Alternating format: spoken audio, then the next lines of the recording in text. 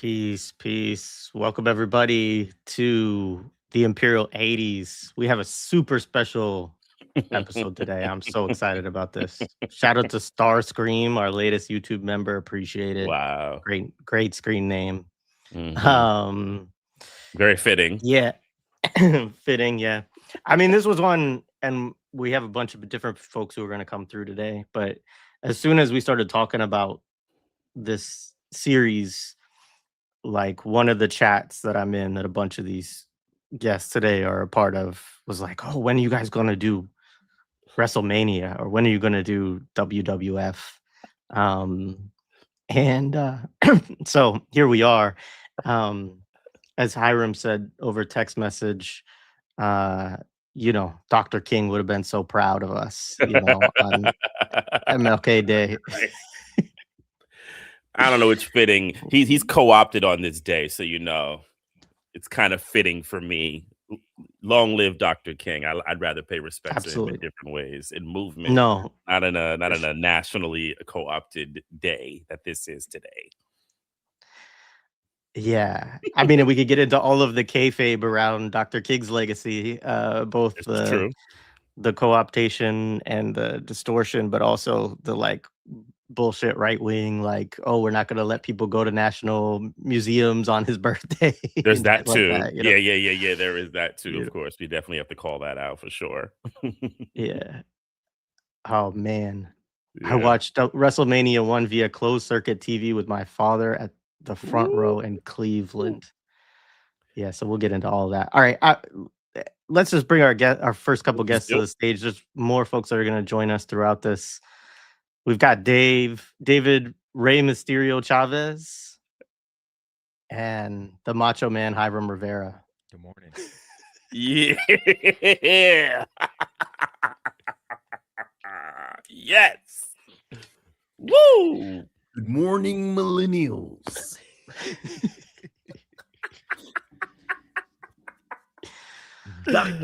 King right over my head. Yeah, nice. I got to bring up that video too. Where did you? I think Hiram sent me the one. Which one? No, I didn't see this. I'll find it in a sec. I'm gonna actually do one quick thing on the technical side, but y'all feel free to share some early memories, some thoughts about your earliest memories of WWF, whether it was with WrestleMania 1 or before or after or whatever. I mean, I'll start and then I'll let the other two jump in. It's interesting for me because I was born in 1980. I don't really remember a world without wrestling. It was kind of like a staple because this is 83, 84. I'm missing my dates right now. 83, WrestleMania 1. 85. 85, sorry. March 31st, 1985. 85. All right, I'm getting it wrong there. So, but there was the previous things. I just kind of always remember it kind of in my consciousness. Though I was a watcher from about it's funny rewatching WrestleMania 1. I have seen it before. I thought I had never seen it. When I rewatched it, I was like, oh my God, I've totally seen this, on a videotape or something. But it was a world that was so totally present on television. And I was a heavy watcher up until about 11 years old, maybe from about 6 to about 11. I was a heavy watcher. But then I kind of stopped, and I've never been a wrestling watcher since. But I will say some of my formative early heroes and even my formative early villains, I think, were formed in then. I realized I never liked Hulk Hogan. I never was into the Hulkamania thing. I was a big Ultimate Warrior guy. So when he when he beat Hulk Hogan, I was like, yes, Of course, we all know just log off. But I mean, but that's the hoodwink of it, though. Look at our choices, right? In this affair of this joint. Though I would think I do remember Tito Santana being my first favorite. because I hated all the black wrestlers. Like Junkyard Dog, a black man is a dog. What the fuck, me? You know, Coco Beware. Remember that cat with the fucking like? I hated that. I couldn't take it. Like my brain could not ingest. And the Mr. T thing never really worked with him in wrestling. It just didn't really make sense. He's BA from the 18. He'll always be that. And you know, Clubba Lang. But yeah, I mean, I'm not really like a fan. Like I wasn't like a fan watcher. I mean, when I was a kid, I was super into that. But I also noticed that like looking back at this, like seeing how much was implanted in terms of just like the social politics of the time and whatnot. And I kind of did like a hard fast. Like when I was done, when the Warrior thing kind of stopped, I was just over. I didn't watch. Probably when I became like an early teen, I just stopped watching. But this was fascinating to watch. But like I don't really remember a world without it. It's like such a big part of like 80s camp. Like it's like defining, you know, as like a young male, like wrestling. Like it was Sundays, right? What was the day? What was like the morning? Remember they had like a weekly thing? Saturday. So Saturdays, it was the Saturday cartoons, right? That would come on at like 7 and then close to noon. So around 11:30, 12 o'clock. Then it turned to wrestling. And then it was wrestling for like another couple hours. So you had WWF. So I grew up in Connecticut. So it was mostly WWF. We didn't get a lot of like the AWA, NWA. It was on, but WWF was the main one. And that kind of split us up as kids, right? Who were the WWF fans and who were the AWA, NWA folks, where the Road Warriors, and all those folks were at. But for us, it was also really hee-haw, right? It was like you have the main stars, and then you have whatever they're doing down south, which we in Connecticut don't know and really don't want to know anything about.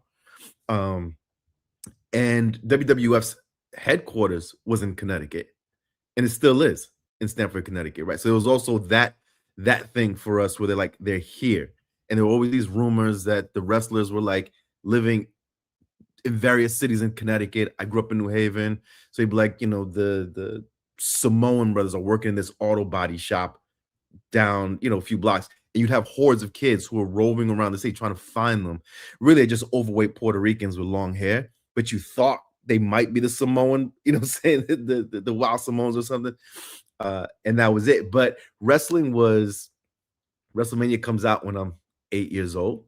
And so it was key, right? That Saturday morning for 80s, at least for 80s kids, right? That Saturday morning was like you're up at the crack. You can't wake up for school, but you're up at the crack of dawn to watch every single cartoon series, right? Because you had your like lineup, and they lined up by the hour, by every like half hour. And then it was wrestling. And then once wrestling was done, you get kicked out the house, right? And this is like the whole 80s kids thing. You're out the house. Your parents don't know where you're at. You're practicing WWF moves on dirty mattresses you found in some lot around the corner somewhere until it gets dark out, right? And that's what we were doing. Definitely big Hulkamaniacs, like every kid was in the 80s. Had the workout set. They came out with a workout set.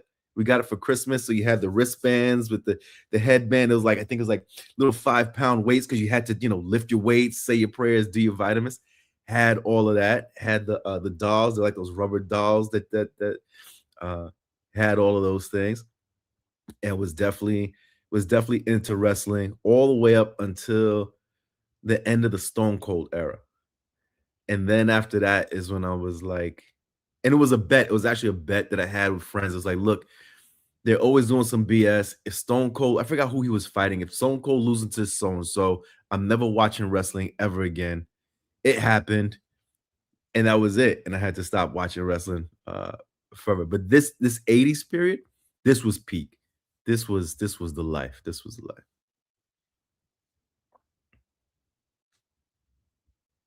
life. For me, you're down your meter.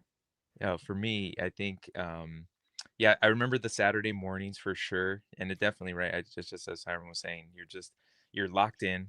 You know, I want to wake up on Saturday morning so I could just get everything in, and then but I'm a David, little bit your younger.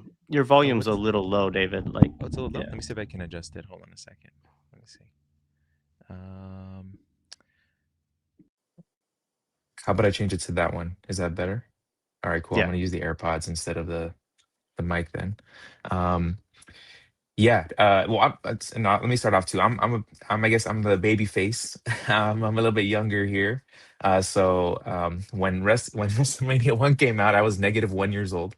Um, so I'm an Attitude Era. That's why Rey Mysterio is my guy too with WCW. I used to watch all of that. And see, by then, it had all been consolidated. I think WrestleMania is that part where now WWF is gobbling up everything around the country, and they're taking in all the stars from everywhere, right? And so for me, I definitely remember seeing it on Saturday mornings, and I would watch it, and I think I knew, Hulk first through Rocky 3. I think that's when, is it Rocky 3, right? He's I as luscious or Lucius lips, or I Thunder forget. Lips. Thunder Lips, yeah, Thunder Lips. So I knew him more as a movie star. I knew Jesse the Body Ventura in The Predator. I didn't know he was a wrestler until later on, because he had already been out of the WWF by that time. Famously he tried to unionize, and then who ratted him out but the Hulk, right? Jeer to him. and but yeah, then Macho Man, I saw him on all the Slim Jim commercials, so and that's the wild about it too. It's just so inundated with popular culture at the time. And then the video games, I think that was a big thing for me. The arcade games, the Super Nintendo game, even the regular Nintendo games.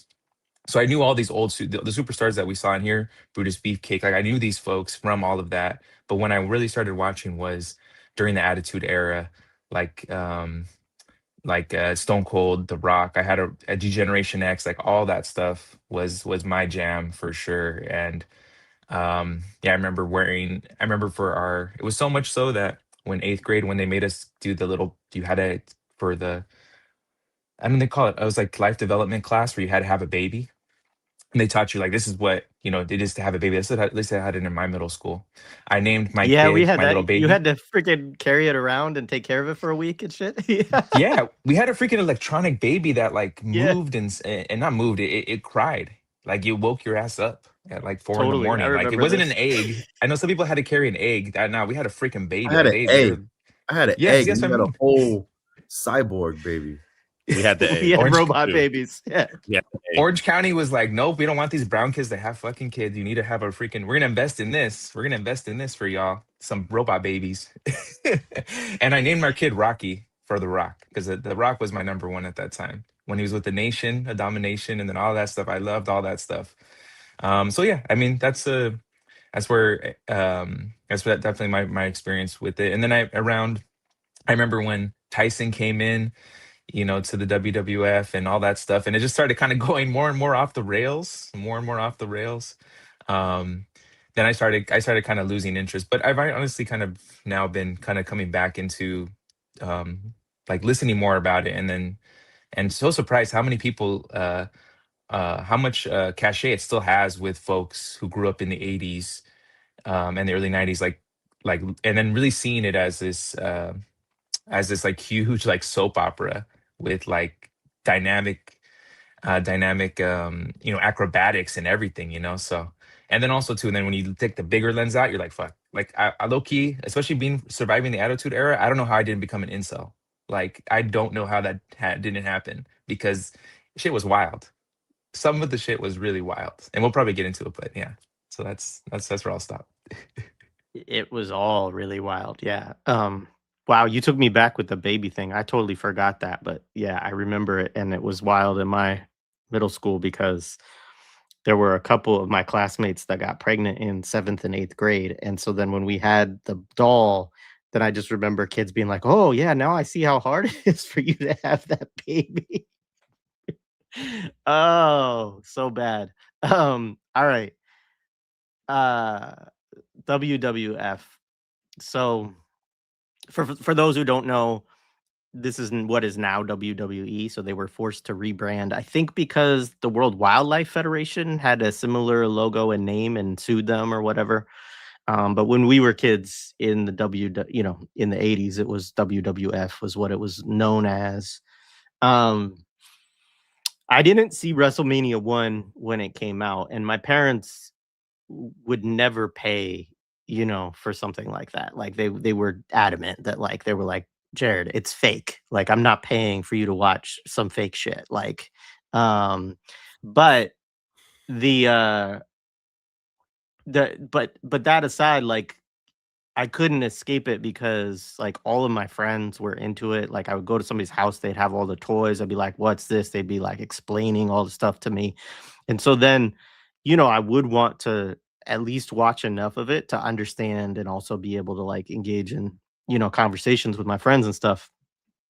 And so, um, we I would watch, it was USA had, a lot of WWF shows. They were on there pretty regularly I didn't have MTV, or my parents wouldn't let me watch MTV in the like early mid 80s, but um, you see all of that when we get into this specific WrestleMania. Cyndi Lauper at the time was a VJ on MTV and also, became a promoter. And that's the thing. It's like it's hard to describe in this era because I think in certain ways, I mean, wrestling is still big. You still see like all the memes. There's still these reference points around whether it's The Rock or Stone Cold Steve Austin or, John Cena now, people like that. But I think in the 80s, the cross promotion and the rise of cable TV, which was a relatively new thing. Um, and also just networks trying to like get in on whatever was, popular on a kind of a mainstream level. So like there was the Saturday night, they talk about like on when Saturday Night Live was not on the air, they had a WWF show that would air at night. Saturday night main event. Yeah. Main event, right. Um, and so it was inescapable. The 90s obviously is like, another, big era for this. But, I mean, Hulk Hogan was huge. Like Hiram said, they had the Saturday morning cartoon, not for very long, but I definitely remember that, being on the air. Lunch boxes, toys, shirts, like it was just at a level of merchandising that I think was ahead of the curve for a lot of other stuff too. And they talk about it a little bit in the Mr. McMahon documentary that's on Netflix that Bill Simmons executive produced. um, that you know, just McMahon was like really in tune with like we got to cross promote with everybody. We're going to do this. We're going to, I'm going to go on Letterman. I'm going to do all of these different things. And so you just really couldn't escape it in a way where now I feel like it's kind of more something where people actually do have to kind of select out to go, not select out, but they have to, like follow it in a way that they kind of had to follow it before the rise of WWF, because WWF is also not at all the beginning of this thing we call professional wrestling. Um, but they do what David was talking about, which is they gobble up all of the regions and take it nationally, and really McMahon figured out that like with cable, that was the way to do it because you didn't have to, you could have it broadcast to a national audience all the time. It wasn't just about being in a specific place and building up characters that had a local appeal within a region with the audiences in that region, and kind of did a small circuit, which was the way it worked before that. So yeah, I mean, I definitely, and I like Mtume, I also had definitely seen this before, and I don't actually remember like how that happened, whether it was on at a friend's house or whatever else. But I watched a fair share of these matches. Hulk, Andre the Giant was just massive for me. Like I loved Andre the Giant. He was one of the first big appeals, obviously in Princess Bride too, which we'll have to do probably at some point. Um, and yeah, I definitely remember the Ultimate Warrior era, Macho Man Randy Savage. Like you all were saying too, the video games. I mean, I definitely had or rented back in the days when, you could rent video games from Blockbuster or wherever else. you know, a series of different WWF related games in that. And so that's also where I would learn about a lot of these characters. One of the main things from this period, right? Like I said, at time of WrestleMania 1, I was 8, was the whole like kayfabe thing, right? And protecting the kayfabe. I think now it's much more known that it's right. They rebranded it as sports entertainment. It's scripted. It's so the stories get a little wilder, or things have to be a little more sensationalized, right? Because of that. But at the time, at 8 years old, you're buying into this, right? You have the room, you have like the older kids be like, oh, it's fake. It's what you're like, nah, I don't know. You didn't need the wild stuff. The beef between the wrestlers itself was enough because you were feeling like, no, they beef for real, and they're fighting, right? And this is it. And so it was a lot easier to get like bought into a character, into a particular wrestler, because it didn't have to rely on all kinds of wild, crazy stuff that the later generations of wrestling was into. And for us, my parents were young, right? So my dad is 20 years older than me. And so we saw WrestleMania because he was into it. My grandfather had done some professional wrestling in Puerto Rico, right? My mom was remembering. So when Bruno Sammartino and his son are out there in WrestleMania, my mom remembers Bruno Sammartino from when she was a kid and she was watching, right? And so they're still relatively young. So it was very easy for us at least to get bought into it, because your parents are also kind of bought into it from like the 70s or even the earlier 80s, right? And that made it, and that was a huge thing watching WrestleMania, all the WrestleManias. You're ordering the at the time, right? We were eating Little Caesars back then too, and they had the same deals with 2 pizzas, and it didn't come in a box. It came in that paper that you rip the paper, and they're like 2 pizzas, and you thought this is the greatest. Like, life doesn't get better than 1986. As a Mets fan, the Mets won the World Series. It was like life does not get better than this. And truth be told, life didn't get better than 1986, right? That's a whole other story. But the wrestling was, the level of wrestling was kind of like low. So when you're watching WrestleMania, it doesn't look elite like maybe Japanese wrestling or even the luchadores in Mexico, right? But it was still dope because of the stories and the particular characters. And I get what you're saying. And to me, the black characters were always, you wrote out for them, right? Like, they were cool, but for me, it was always like too jivey. They were always on some like kind of like 70s blaxploitation-y, really jivey soul man kind of thing that you just couldn't really get. The dog was good, right? Cool. Like Junkyard Dog was cool, but it was just that jivey soul man thing that I think just didn't carry over too well past the 70s or the 60s into the 80s. That didn't really work. But King Kong Bundy, I remember for us, it was really exciting because New Haven had a Coliseum, and so they would come. And so being able to watch WWF live was a whole other, like, Jared, you and I were talking about begging your parents to go to Blockbuster Video, right? In the 80s, that was a thing, begging your parents to go to Blockbuster and rent a movie or rent a video game. Getting to go to a WWF live show, that was like, forget about it. And the first one I saw, I got to see King Kong Bundy and Big John Studd. I forgot who they were fighting. I just remember seeing King Kong Bundy and Big John Studd, who you thought these folks were like giants for real. And at 8 years old, they do look like giants, right? And Big John, no one can slam Big John Studd, right? And the Bundy Smash and the Heenan family and all of that. I think I saw Captain Lou Albano too, right? All this stuff was just insane. And so when you have these stories and you have these things like no one's ever slammed Andre the Giant, no one's ever slammed Big John Studd, and then you live long enough to see it and your mind blows, right? Like that was peak entertainment. It didn't rely on booties and thongs, and they were racist, but it wasn't racist in the same way that the older, much more explicit, right? Like 80s wrestling was wild racist, and we kind of bought into it. And we didn't understand the politics in sports at that time, right? And how, because you're little, right? So you don't really do that. But what was his name? Sergeant Slaughter, who I got a Sergeant Slaughter autograph because my mom used to work in the so my mom was an interpreter.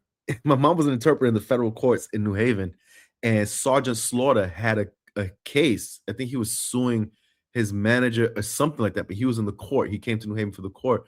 And my mom was like, yo, my brother and I are fans or whatever. And he signed an autograph and it said at ease, right?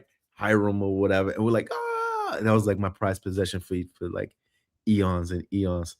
But yeah, nah, man, the 80s wrestling was a time. And again, we played outside. So we didn't have a lot of electronics. Some of us had Nintendos, some of us didn't. We were all getting kicked out of the house though. So it didn't matter what you had because your parents are still kicking you out, right? And so being able to like hunt these wrestlers down or do the wrestling moves. First time I found out a figure four leg lock actually hurts. Because you thought it was just, you know what I'm saying? You're doing all kinds of crazy stuff to each other, and someone starts crying, and you're all like, no, chill, no, it's okay, it's okay. Yeah, no, it was the time though. It was the time. And WrestleMania 1 was definitely a big deal and set up all the other WrestleManias. And so I remember having family come over, my dad's friends come over, right? And people like really locked into this because of also the MTV thing at that. And they're all young, right? And it's a trip seeing like your parents as adults, but my dad was only 27, 28, right? And so the whole MTV and them kind of like getting into all of that, like it makes sense now. And him beating us up and trying wrestling moves on. And that's how I know these wrestling moves hurt, because my dad tried all of them on us and they fucking hurt. And he didn't care. You know what I'm saying? Again, it's a whole other story. Oh my God. I did want to quickly say on the like Mr. T, the sort of jive thing, like even Mr. T is like absolutely like, I mean, Mr. T was, people have no frame of reference for how huge and how cool Mr. T was to us in the 80s. Like Yo, it was like yeah. the coolest human being on the planet. Like him and Bo Jackson. And it was like Yes. Yes. Yeah, I mean, and we'll talk about when we do Rocky 3. Like I tell people, the movie shuts off once Rocky like starts training with Apollo. Like the movie to me ends when he kicks Rocky's ass, because that's the only believable part of the movie. Apollo making, you know, Rocky a black boxer is some weird, it's some weird shit, right? And like I said, Mr. T was the man, like Clubber. That Clubber shit in my head is like, yeah, that's it. And it locks there. Everything else in Rocky 3 is unbelievable. It's so wild to see Mr. T there in the ring. He and his stature compared to all the other guys, like Hiram was saying, these guys are huge. They're just giants, massive. Like he's the shortest one in the ring, right? And it's just wild seeing that. Yeah, just looking at and I'm thinking about how, looking at this, right, I do agree. It's real rough compared to how much more production went into the future WrestleManias. But it set up the model so well. The promos are much shorter too. The way they cut the promos, they're real quick. Mean Gene was kind of doing it really fast with them too. He was almost cutting people off during their promos because they were like closed circuit. We only have so much time. Like, you could really see the backstage. I could only imagine McMahon in everyone's freaking ear yelling God knows what at all these fools, like, the puppet master making everything happen, because he didn't go. We didn't see him, but he is in every single part of that. He is doing all of that. But going back to the promos, right? Like I think that really does set like what it would later be on, right? Promos are, I mean, there were obviously promos before this, but and is a big part of wrestling. But it just, I just noticed the difference, right? The promos with these ones, but it does set up like what the motto would be for wrestling. And you trying to cut your own promo, like kind of trying to talk quickly, how you talk to each other. I mean, then yeah, from the promos to then wrestling moves. Heck yeah, trying to do the sharpshooter was a favorite of ours, me and my brother. And then because we were only 15 months apart, so we're gonna do every move to get to each other, try to power bomb, choke slam, use the mattresses when the parents are gone, right? That became our ring right there, So definitely all of that, so much of that. And even yeah, and that's wild too. Even though it was so like rough compared to non televised wrestling events or WWF events, right? Because you have a lot of non-wrestlers in there. You have Muhammad Ali there in the final match, right? And Mr. T as well. These folks are not seasoned, wrestlers, knowing knowing the craft, right? And so they're doing their best.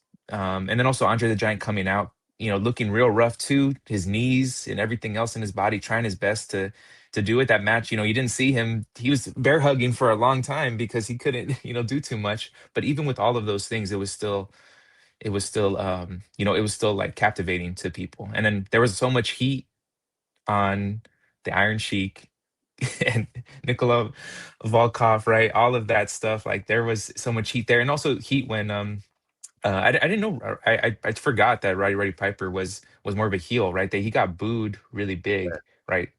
And the Hulk, he gets the biggest pop. It's like they set it up so well. They set it up so well. So And just kind Piper of just and other Piper reflections. He had beef. Yeah. Yeah, I Piper noticed this. So there was a previous storyline. Had real with beef. him. Had real beef in that leading up to that WrestleMania and in that WrestleMania, right? Where it could have like popped off for real because they were like beefing for real.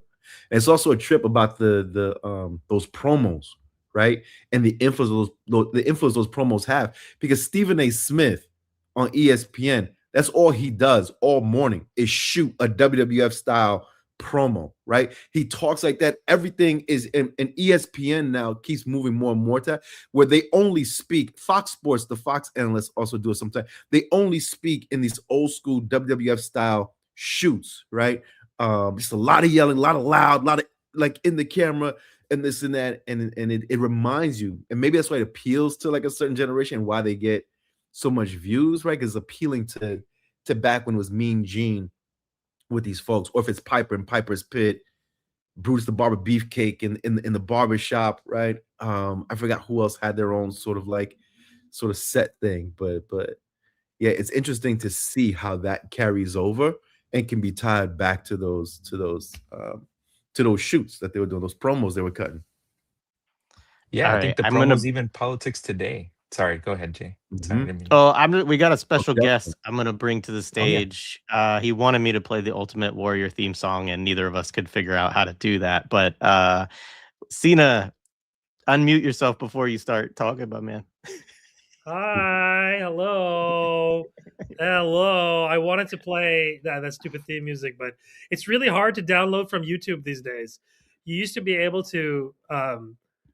Oh my God, I did a criminal sin, guys. Selected the wrong mic. Okay, is that better? I hope that's better. Yeah, I was listening to most of the episode so far. I was running around. I was late. Sorry, guys. I wanted to add something here. I have a ridiculous amount of very specific knowledge around this time for very strange reasons. I'll admit to this. This is the moment in AA where you introduce yourself. Like, hi, my name is Sina Romani, and I am like a weird 80s, 90s WWF aficionado. I literally wrote my first academic essay on the Iron Sheik and his like strange figure. It's actually a brilliant, I have to say this, for like my age at the time, it was a brilliant title because it was great. It had like academics love puns, right? So it was called Wrestling with the Revolution. And it was basically my argument where like this guy embodies, and his weird narrative and career embodies a kind of attempt to recover from the shock of the Iranian Revolution to like the American psyche. Anyways, I was just a little baby when I wrote that essay, but I ended up like my research that summer was going to literally a video store. Okay, this was early 2000s. I literally went to like a video store and I got videos from the video store, like those old, I think it was like Coliseum VHSs. I think it was like that was their shell company of how they would publish. And this is before YouTube. This is before all that stuff. So I spent a summer watching classic wrestling 80s stuff that I hadn't seen since it happened, because it was still like we didn't have YouTube, so I couldn't like revisit this stuff. And I wasn't like a wrestling guy still. I watched wrestling growing up, but I stopped around the Attitude Era. It got so horny. I remember they just upped the horniness factor at like one point. They were like talking about this woman and her boobs and her puppies or something. I have a vague memory of that. And I was like, what the? And like, this is a 13-year-old boy. It's supposed to appeal to me. But it just didn't, I don't know. So I had long tuned out of wrestling, even though I got harassed with the name, me being Cena. So John Cena. And I was like, who is this John Cena? I vaguely knew what was going on, but really my knowledge peaked at this era that we're talking about today. So I have like a very extremely niche amount of knowledge about this very thing. And the guy is a total tragedy. This guy, I have to say, the Sheik. Are we talking about this yet, Jay? Sorry, I don't mean to host the show. No. You can go in. I mean, because we should actually move to actually talking about these characters and the wrestling and some of the real problems, as opposed to like our silly nostalgia about this stuff. Excuse me, this whole episode is silly nostalgia. Excuse me, didn't you get the memo? That's why I'm wearing these cop glasses, Jay. I look like an ICE agent talking about Hulk Hogan. Yeah, so I'll just start anyways. I'll say what I'll say. I can't what I say about the Sheik. That this absurd storyline of the Sheik and Volkov and his strange transformation, because really at the end of the day, like Sheik's biggest thing was in his biggest moment in the spotlight, that is when he basically was a kind of holdover for a kind of middle. They kind of basically used him to transfer the belt between a kind of old kind of hero. I think it was Bob Backlund, right? He defeated or something. Yeah. Correct. He defeated Bob Backlund, who was this kind of like stereotypical kind of college wrestler, whatever. It was his whole thing, and then turned pro, and that he was a good, wholesome guy, Midwest. And then they wanted to rebrand to this guy, Terry Bollea, Hulk Hogan. I don't know if you've already covered all this, but anyways, so Sheik was the perfect go-between. He was just a useful heel to transfer, because in those days, baby faces were good guys or whatever, wouldn't be going against heels. They wouldn't lose to also baby faces, right? Like there has to be like a good, bad transition. I don't know if this is like literally the case, but I'm like pretty sure. I'm like looking back. There's a really good book called We Promised You a Great Main Event by Bill Hanstock. It's very good, very readable book. Came out a few years ago. So anyways, the whole thing with the Sheikh is that, yeah, he is this weird avatar of the Iranian people, of like to take out your rage at him. And if you watch some of the videos from those days, I mean, the guy is an amazing actor, crazy, insane story, tragic story. His daughter got murdered by her partner, like tragic ass story, like just drug abuse, like all these guys, like the things that happen to them in their bodies and the drugs they take and the abuse they inflict. It's insane what professional wrestling is. But really, his biggest you watch these videos and like people want to lynch this guy. Like those 80s wrestling things were like direct emotions. Like it feels like if we had gladiators in our society, it would look like this, because like these people wanted blood. And you would see like clips of it and stuff, and he would work them up masterfully. Like he was, to be a good wrestler, you have to be like obviously tough as nails, good at wrestling, but you also have to be like a good actor. And he was such a good heel, and his whole life story, his weird, insane, like, and then the irony is that what got him into trouble was he was caught in a car with Jack Hacksaw Jim Duggan, who was like an arch rival at the time. They were both taking a car somewhere. They had coke on them. So here, these guys, they broke kayfabe, as it's called, be fake, supposedly. It's like American carny talk. Like they broke kayfabe by being like normal dudes who were just like doing normal dude things of collegial, like hanging out, do it. But their sin was to like not be fully employed all the time as like professional wrestlers. And God forbid they like hang out together. So it's this tragic story overall, absurd, typical in the way that we like handle news about Iran. It's this hysteria. But yeah, it's an interesting, go back and watch those videos. You're talking about a country that's like gripping with not just like the loss of Iran, which was like a big slap in the face, but then the freaking hostage crisis, whatever. Big fat juicy quotes around that one. It was like, so that whole story is like from him on, and then the strange zombie life he had afterwards is like a memory. He would just go and swear at people, and it was terrible. They like, that Twitter account, like the guy said in an interview, I'm illiterate. Like he said in an interview, he said he can't read or write. Like either he was bullshitting in that interview or someone was writing those tweets that like had this whole thing around him of being this like circus act. So he like, and they still are tweeting from the account, I think. It's like insane. They like these like grifter brothers who I think got their rights into him or something. Yeah, it's very sad. It's very sad the way they like eat up wrestlers in general, but like here's this one dude, one Iranian dude who like gets to be professionally Iranian, and like man, he's like an object of like just pure hate, morphs into like a clown and stuff. And anyways, that's my rant. And he was one of the only ones who was an actual wrestler too, right? Like he had competed or was like training to go to the Olympics. He was like an actual wrestler, and would always like do these feats of strength with those, I don't know what you call them, those things that he would swing to show how much of an actual athlete he was compared to Hulk Hogan or anybody else. Yeah, I mean, I think that's a quick thing to think about also is the bodybuilding world, especially in the 70s that came out, and the steroid use and all that type of stuff, and the kind of crossover that fits into coming in and developing the kind of 80s wrestling that we ended up knowing. Because a lot of these cats do come from that world. They don't come from like a world of wrestling. They come from this, like, you know, the bodybuilding, you know, and bodybuilding also got a big, you know, jump up in the 70s because of Pumping Iron, Schwarzenegger. And it's interesting when you watch the overlap, you think of what Cena's talking about with like the US Express fighting Nikolai Volkov and fucking, you know, what's his name, and the Iron Sheik. You see it. It's the blonde beefcake, you know, young boys too, which I found very interesting in that fight. These like young ass little boys are gonna be the ones who are gonna take out, you know, the evil Soviet and Iranian, you know, people. I mean, like it was wild just watching the optics of that, right? Especially that when you get to the end with Hulk with that fucking theme song that like I can't fucking stand, right? I absolutely like I hear that shit and I want to like kick people in the face. I really can't stand it.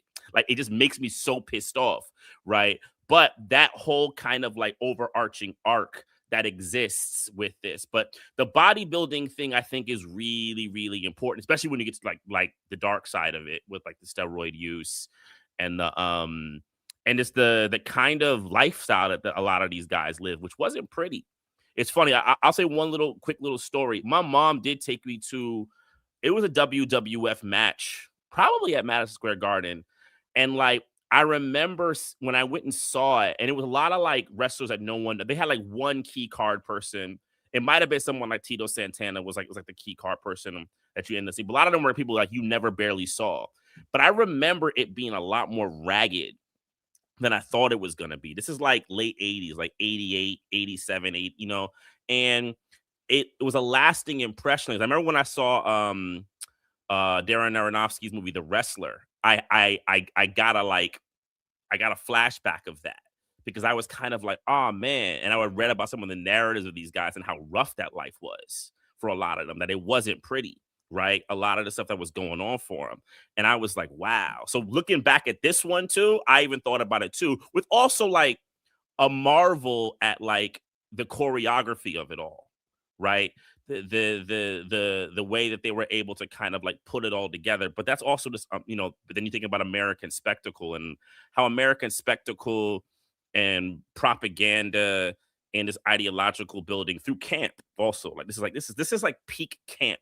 Like people have to like realize that. And like, you know, it's funny, like one of the sexist things is we always think about women when we think about camp, and like I'm sorry, dog. Nah, bro. Like the young boys in the 80s, we was getting to camp at probably at the highest level. I don't care what nobody said. We was all in it. Like, I mean, this was like camp to the highest degree. Just a couple things. So relating to Iron Sheik and also Volkov, right? So I do think that at least watching, you know, the first couple episodes, I mean, all of the Mr. McMahon series on Netflix is actually worth watching, I think, in a certain way to kind of understand this world and get some behind the scenes on it. But they talk about this, right? Because they can recognize in hindsight, right, the sort of racism of their representations of, you know, this Iranian man, or how they're participating in the demonization of Soviet Union through Volkov and stuff like that, right? But they have this very interesting way of rationalizing it. And so I wanted to share some of those reflections so that we can also kind of talk about this too. So this is Bruce Pritchard, who I think is currently the WWE executive director, but he's like one of the longtime like you know, people who work with McMahon for a long time to produce this shit, right? He says, you look at what's happening and you try to tell a story off that and have people be able to react in a way that they couldn't necessarily react in real life. You can't find an Iranian sheikh walking down the street that you can boo and hiss at and see him get beat up, but you can go to wrestling matches and see it, end quote. And then he goes on to talk about this thing, you know, kind of justifying it and saying, you know, oh, it always looks bad in hindsight, but, you know, look at what we did to the Japanese during World War II on TV, or the Germans, or we did it to the Russians. And then they like show like the Libyans in Back to the Future, right? So this is kind of like how they show it through the movie, the documentary. And then they flip to Tony Atlas, and he says, wrestling is an imitation of the world.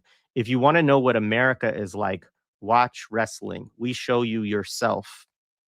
And then he says that Vince McMahon could see everything that was going on, and quote, he followed the river. He never swam upstream. That's how he became rich.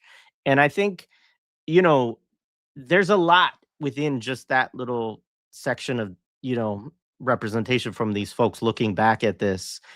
And some of it is accurate, and some of it really, I think, mystifies like how much wrestling participates and like gins up this kind of a racism. I mean, the idea like we can give you the Iranian and let you throw shit at them and boo them, and you know, we can give you the guy and like, I will say, you know, the Iranian figure, that, you know, the guy might have been tragic in some ways, but Cena, he's also like, he was a bodyguard for the Shah. No, he made up a lot of stuff. He was like never Yeah. like in true Iranian uncle fashion. It's a lot of tall tales. I think he was like an extra or an alternate for like one Iranian Olympian team. Like he was he was a serious wrestler, and then he coached in the US. And actually like that trajectory was more common back then than I think it's still common now, but I imagine MMA now is like a big source of their stuff. And also wrestling now is so like, why is it in Saudi Arabia? Does anybody in the chat know? Why is wrestling in Saudi Arabia? Can you explain to me what the Saudis have to do with this? Because that came out of left field for me. Obviously, they bribed their way. The Saudis have been paying a lot into sports, and so the Saudis have gotten really big into like sport washing, boxing, golf. soccer, golf, aspects of like college football. Like the Saudi royal family, it's like particular members of the royal family are really into owning US sports, which is most likely probably because it has this impact, it has this effect, right? It has this power. The thing about the wrestling too, real quick, was that a lot of those folks, I think the Sheik might be the only person who was actually from the country that he was portraying. Right? Because these folks, Hercules Hernandez, doubt was Latino for real. Razor Ramon wasn't Latino for real. You know, there are other folks who like would portray different ethnicities and not races, but definitely ethnicities who weren't that. And remember, they made Sergeant Slaughter Iraqi at one point during the Iraq War. Sergeant Slaughter flips and becomes well, no, he's still American, but he becomes an Iraqi supporter. It's Sheik. They make Sheik into Colonel Mustafa. They're like, you shall be Iraqi. It's amazing. Just quickly, a couple things along those lines. So Volkov is a good example of this because he's Croatian. So Yugoslavian, but he's pretending to be Soviet. He claims and this is the difficulty in doing research on this stuff, right? Because they're all lying all the time. So there's all this made up fucking storyline, like what Cena was just pointing out about, like, no, he wasn't really a bodyguard for the Shah at any point.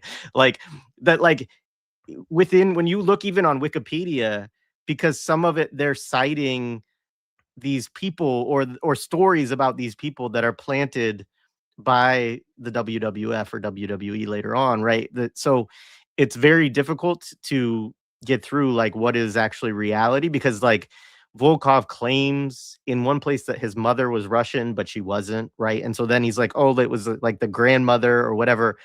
And like I was listening to him sing the national anthem of the Soviet Union in this, and I'm like, there's no way that that's actual Russian that he's speaking. But if you Google it, they're like, yeah, it is. And I'm like, I don't fucking think so. But like, I don't know because I'm obviously not a native Russian speaker. But this is the thing about it. Yeah, is that they're that the kayfabe and all of that like goes into all of these storylines and narratives, and it's just this massive propaganda enterprise. Anyway, Real quick, do you guys remember? So WrestleMania 1, right, has the women's titles before the women became basically strippers, right? They were like actually wrestling. Leilani Kai and Wendy Richter and the Fabulous Moolah. That's my mom's favorite, the Fabulous Moolah. But you guys remember Glow? Gorgeous Ladies of Wrestling that would also 100%. I remember that. like, Yeah, it was like WWF on Saturdays, and then after WWF or somewhere in between, you would have the Gorgeous Ladies of Wrestling, which was kind of like their own. I don't know if they were tied to WWF, but they were like, you know what I'm saying? We used to watch some of that sometimes too. It was equally over the top as the men's wrestling, or at least WWF, because WWF also had women. But the Gorgeous Ladies of Wrestling was another one at that time that shouldn't be lost to history. yo, Alex, what's up, man? What up, y'all? I just wrote in the chat here. I was like, I was hoping the fucking Stone Cold Steve Austin shattering of the glass would play when I walked in here, or when I came on. How is everybody, man? How y'all doing? Happy MLK Day. I was gonna say before I forget, like for anyone listening, go read anything that man said on militarism and imperialism, especially towards the end of his life today. As we continue to see a fucking shitscape empire, not squander, but use all its resources to insulate itself from the inevitable demise, like to slow the inevitable demise of what is on the horizon, no matter what the fuck they think. That's just the nature of the world. So I wanted to say that, but what do I do? Do I just introduce myself, Jared? Just go? Just go. I mean, feel free to introduce yourself, but yeah, people are in character and all kinds of stuff here, man. All right. Look, let me show y'all fools. Bang, homie. Nikolai. Oh! One of the original ones, homie. Look at that. He still got his drawers on and shit. He got a little fade right there. Look, the USSR. All right. And then fucking Junkyard Dog, homie. The dog. Look, he even got the JY Dog on there still, man. These are some of my prized possessions, and I got more. Those are good condition, man. Oh yeah, these are really great. I got them recently off some dude, like maybe 10 years ago when I was slumming it, still lecturing all over the world, and I was in Orange County, and I met some fool at a parking lot to get those two figures, man. I was like, wow, because nobody was trying to buy the commie shit even now. One thing I want to say is I just got to tell y'all my story about my relationship to wrestling. Like it was one of the first, I think, American like art forms or U.S. art forms growing up in an immigrant family that kind of taught me how to, not taught me, but like, I learned, I'm sure I refined my English. I was able to really,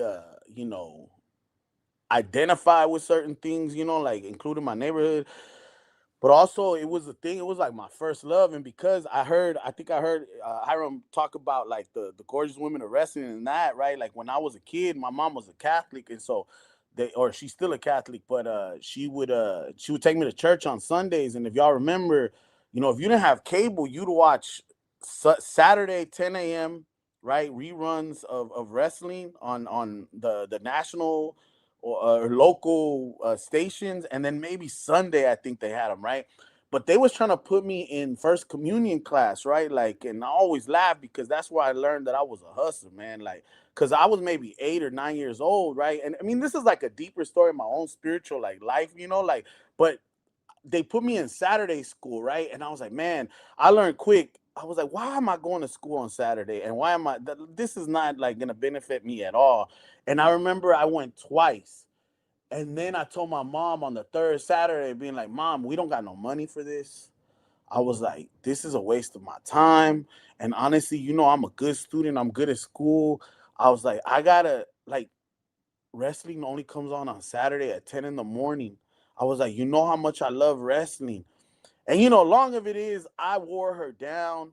You know, I got my Johnny Cochran on, and I was just like, I'm gonna win this, and I did. So then, that opened up my ability to be connected to all my little homies, my black and brown homies in school.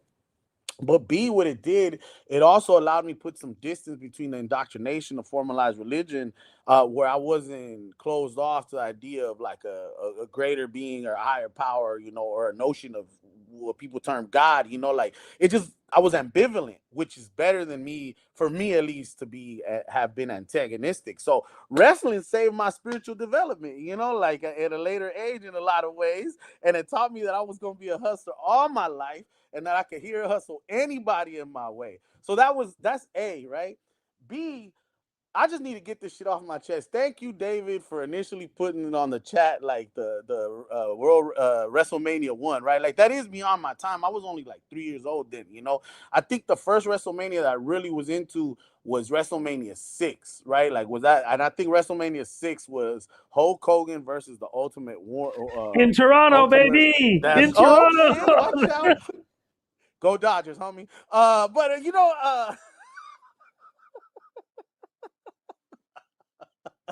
I mean, everybody who see me on the show know that it's always coming. Some LA reference. But the thing is, I was watching, I was like, yo, Howard Finkel was only 35 years old, dog. Mean Gene Okerlund was 43. Dog, they already was like super Reaganites in that shit because they had the great moolah still working their ass off. I was like, they wasn't letting this old lady retire. Stephen Miller must have been like, should run the WWE because he'll never let these old motherfuckers retire. But it was just crazy to watch that shit. Junkyard Dog is only like 33 years old in WrestleMania 1. Man, he looked arthritic than a motherfucker, man. Like, and it's just like seeing that, you know, like you could see the development of like, of the thirst of the monopolization of these local wrestling outfits, and you can see the labor issues that are arising, you know, like Andre the Giant just being this fucking stiff ass, you know, like he looked like he is weak as like you know, an IKEA bookshelf, but he's just stiff like a big ass piece of oak, you know. And so anyway, I just wanted to share that, and obviously like the commie reference that Mean Gene makes to fucking Nikolai Volkov in the preamble and shit, and then you know the Iron Sheik saying fuck the US. I was like, yeah, man, that's my shit right there. That's my dog right there. He fucking you know, he spit on that shit. And then I remember later on during the Iraq War, if y'all remember Colonel Mustafa.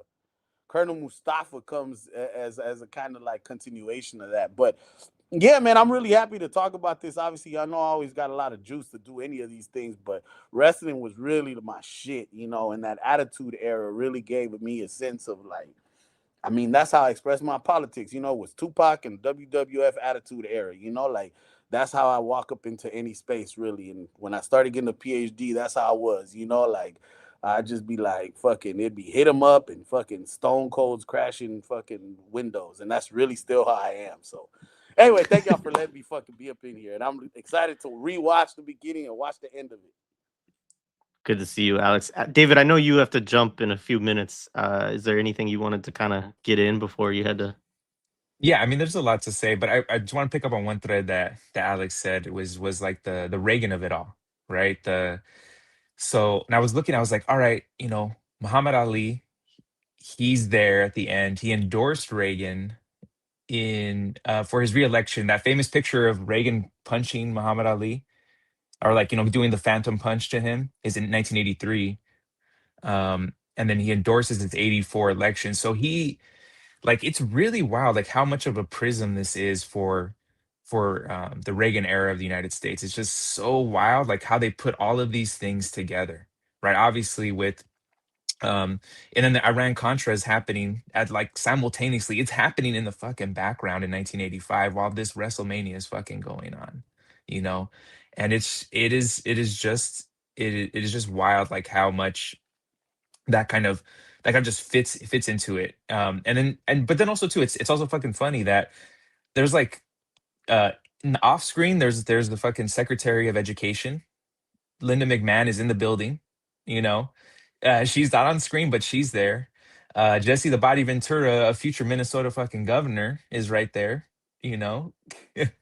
You know, like all of these, like, you know, politicians, and you know how much it just it became like such a fabric of the United States, the WWF. Like I was saying a little bit earlier, like I guess kind of the last thing, right? The way promos are cut, definitely, I 100% agree. Like Harm, you're right on with that. Like how it's talked about in sports, how podcasts are talked about, the inflammatory discussions on any of these news sites, but like fucking Stephen Miller cuts his own fucking promos on, like, you know, like, this is why we need fucking Greenland, right? We're coming after you, Greenland. You know, like he could be interviewed by fucking Mean Gene right there, talking about, right makes what is it? Whatever, right? You know, strength makes right or whatever. You know, just to like fucking take might makes right. Like he's basically cutting a fucking promo, and he's not the first one to do it. Like that's, I'm thinking back of the Mission Accomplished. Like that was a promo for George W. Bush on that fucking destroyer, right? I mean, the WWF had, I don't think it was the Iron Sheik, but somebody else came out on a fucking tank, or like a modified tank to a WrestleMania, or maybe it was a Royal Rumble. Like they've used the spectacle so much that it's very much just how deep it is into U.S. politics. It's just wild. So and it all fits. And the thing is, and Tume, you're saying you fucking hate that song. That's what the reaction Vince wanted from you and everybody else who hated that song. He wanted the heat. Even though he was a babyface, he wanted the heat. And that's the thing that's so wild, that how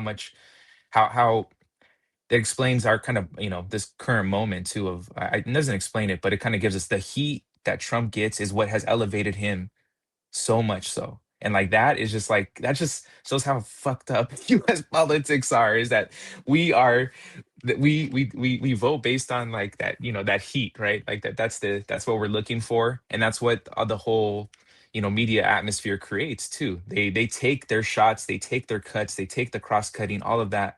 They watch WrestleMania too. A lot of the producers, I'm sure, that are now on NBC, Fox, all these things, like they come from, they grew up at this time too, so they're taking some of those same techniques and doing it now, and it's just wild. So yeah, so I gotta bounce, I gotta take off, but thank you all so much for letting me kind of share a little bit here. So I'm gonna make my exit music. I don't have it, but I'll be seeing you all later. I got the count. I got 1, 2, 3. I got counted out, so I'm out of here.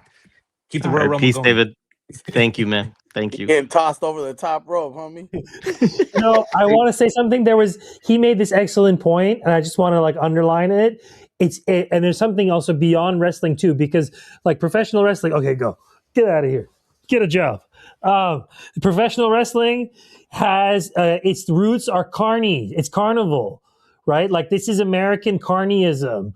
American carnyism is its own evolution of spectacle, circus, freak show, and advertisements, and and gladiator, right?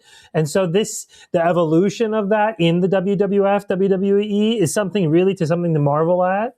And it makes sense that, yeah, Trump is a pro wrestling, and his brain is so linked that like it is a sort of, it's almost primordial image of masculinity for him, but also kind of narrative, because in wrestling it's like everything is clear, bad guy, good guy, it's like archetypical, and there's like always like literary studies talking about peripetia, the plot twist, like, oh, he was actually a bad guy all along, like that, those kind of dramatics, they're for like, this is like caveman level entertainment. Sorry to insult people who like wrestling, including myself, but like there is a kind of base drama to it that feeds a lot. However, that carnyism, because they're still ultimately hucksters, and Americans are the greatest hucksters to ever walk this planet. If there's anything that Americans excel at, it's destroying countries from the inside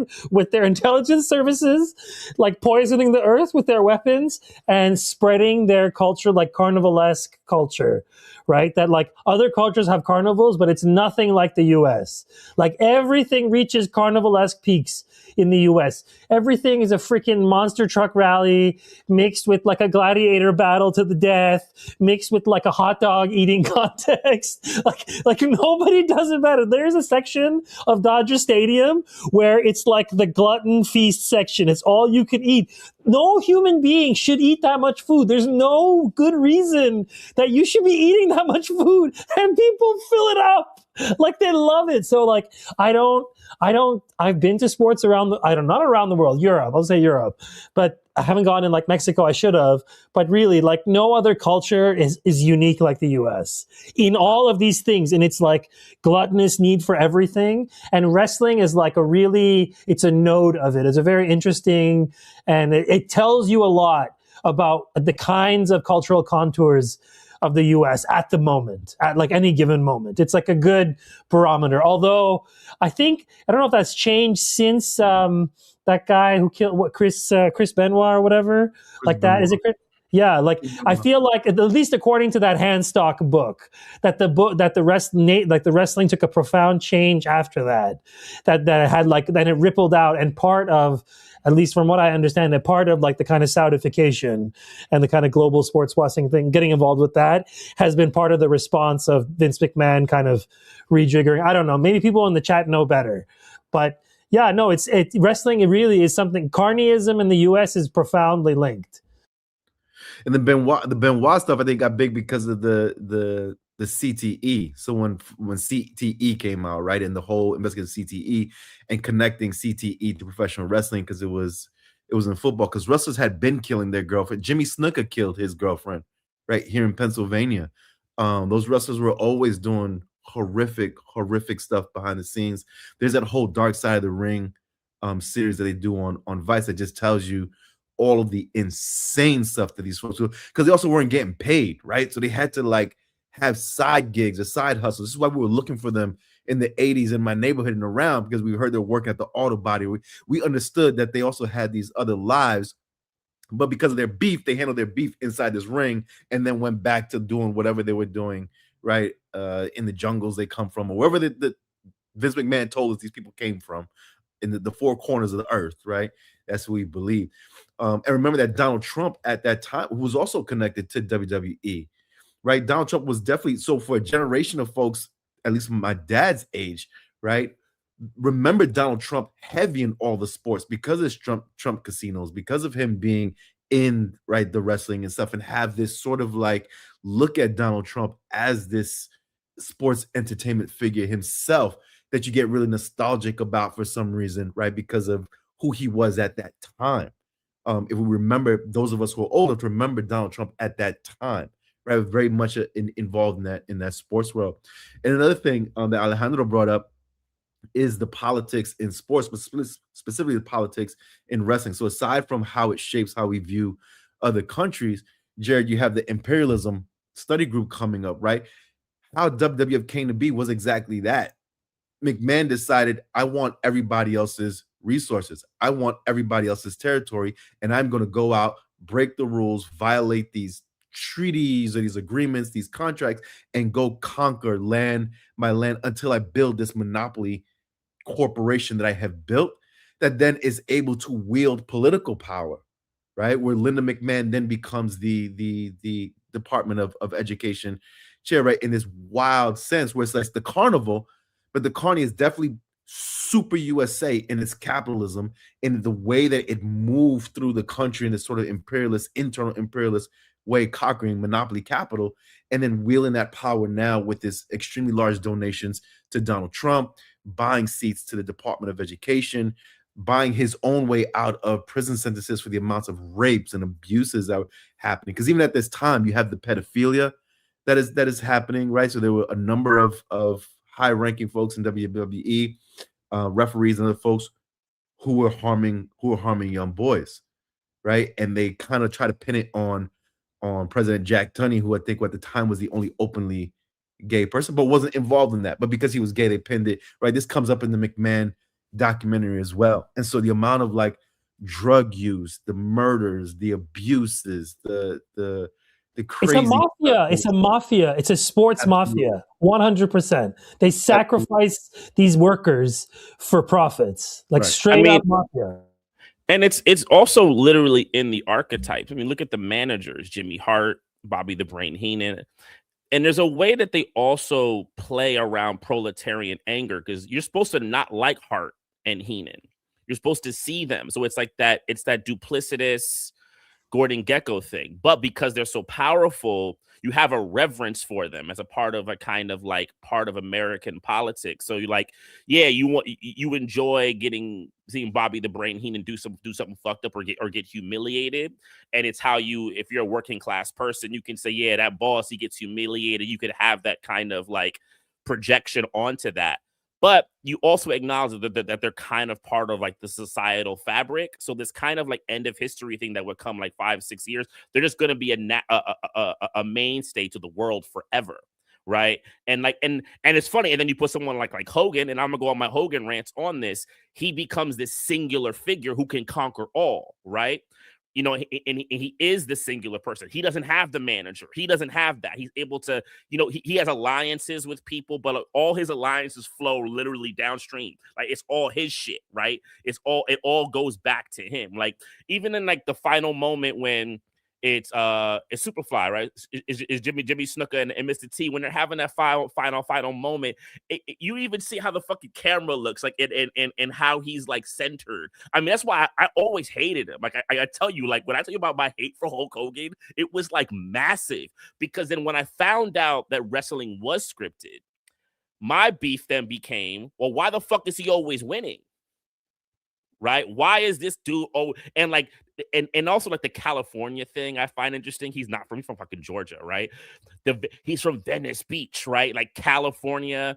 And it's like the new place that's gonna like, you know, hold American imperial power, right? But also not like California, like blonde Venice Beach, California.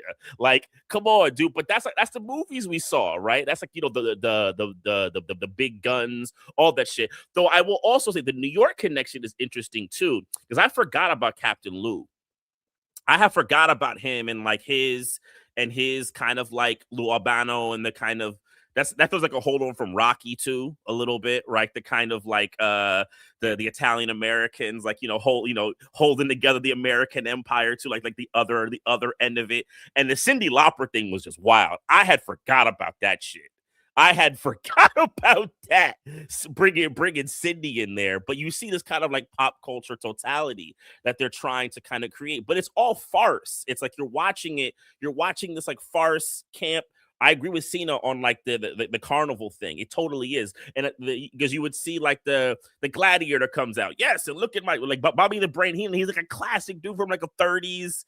You know, what's that old movie, Freaks? It's like watching Freaks, right? You know, like he's just introducing all this stuff. But yeah, I mean, how it played on the American psyche is pretty incredible, right? And I think David has said something as he left. It's like, yeah, he wanted to produce that reaction in me. So then when Ultimate Warrior comes, I'm one of the kids who demands that my parent take me to watch him, because I'm like, he has to beat Hogan, but I'm rooting for a fucking racist ass white dude who's playing indigenous Who couldn't speak in complete sentences, bro. That's what I'm saying. The Ultimate Warrior couldn't speak in complete sentences. He would come up with these, he would do his promos and be talking about stuff that no one knew what the hell he was talking about.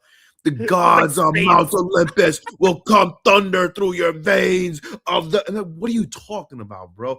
Hulk Hogan. He couldn't say Hulk Hogan. It was Hulk Hogan. And like, dog, get out of. Bro, that was Booger Sugar inspired poetry. Like, you can't take that away from him. That's poetry of 80s American life. That's folklore, bro. He speaks how Ghostface raps. It's just like you just go with it. It's like you're just saying all kinds of stuff. You go with it.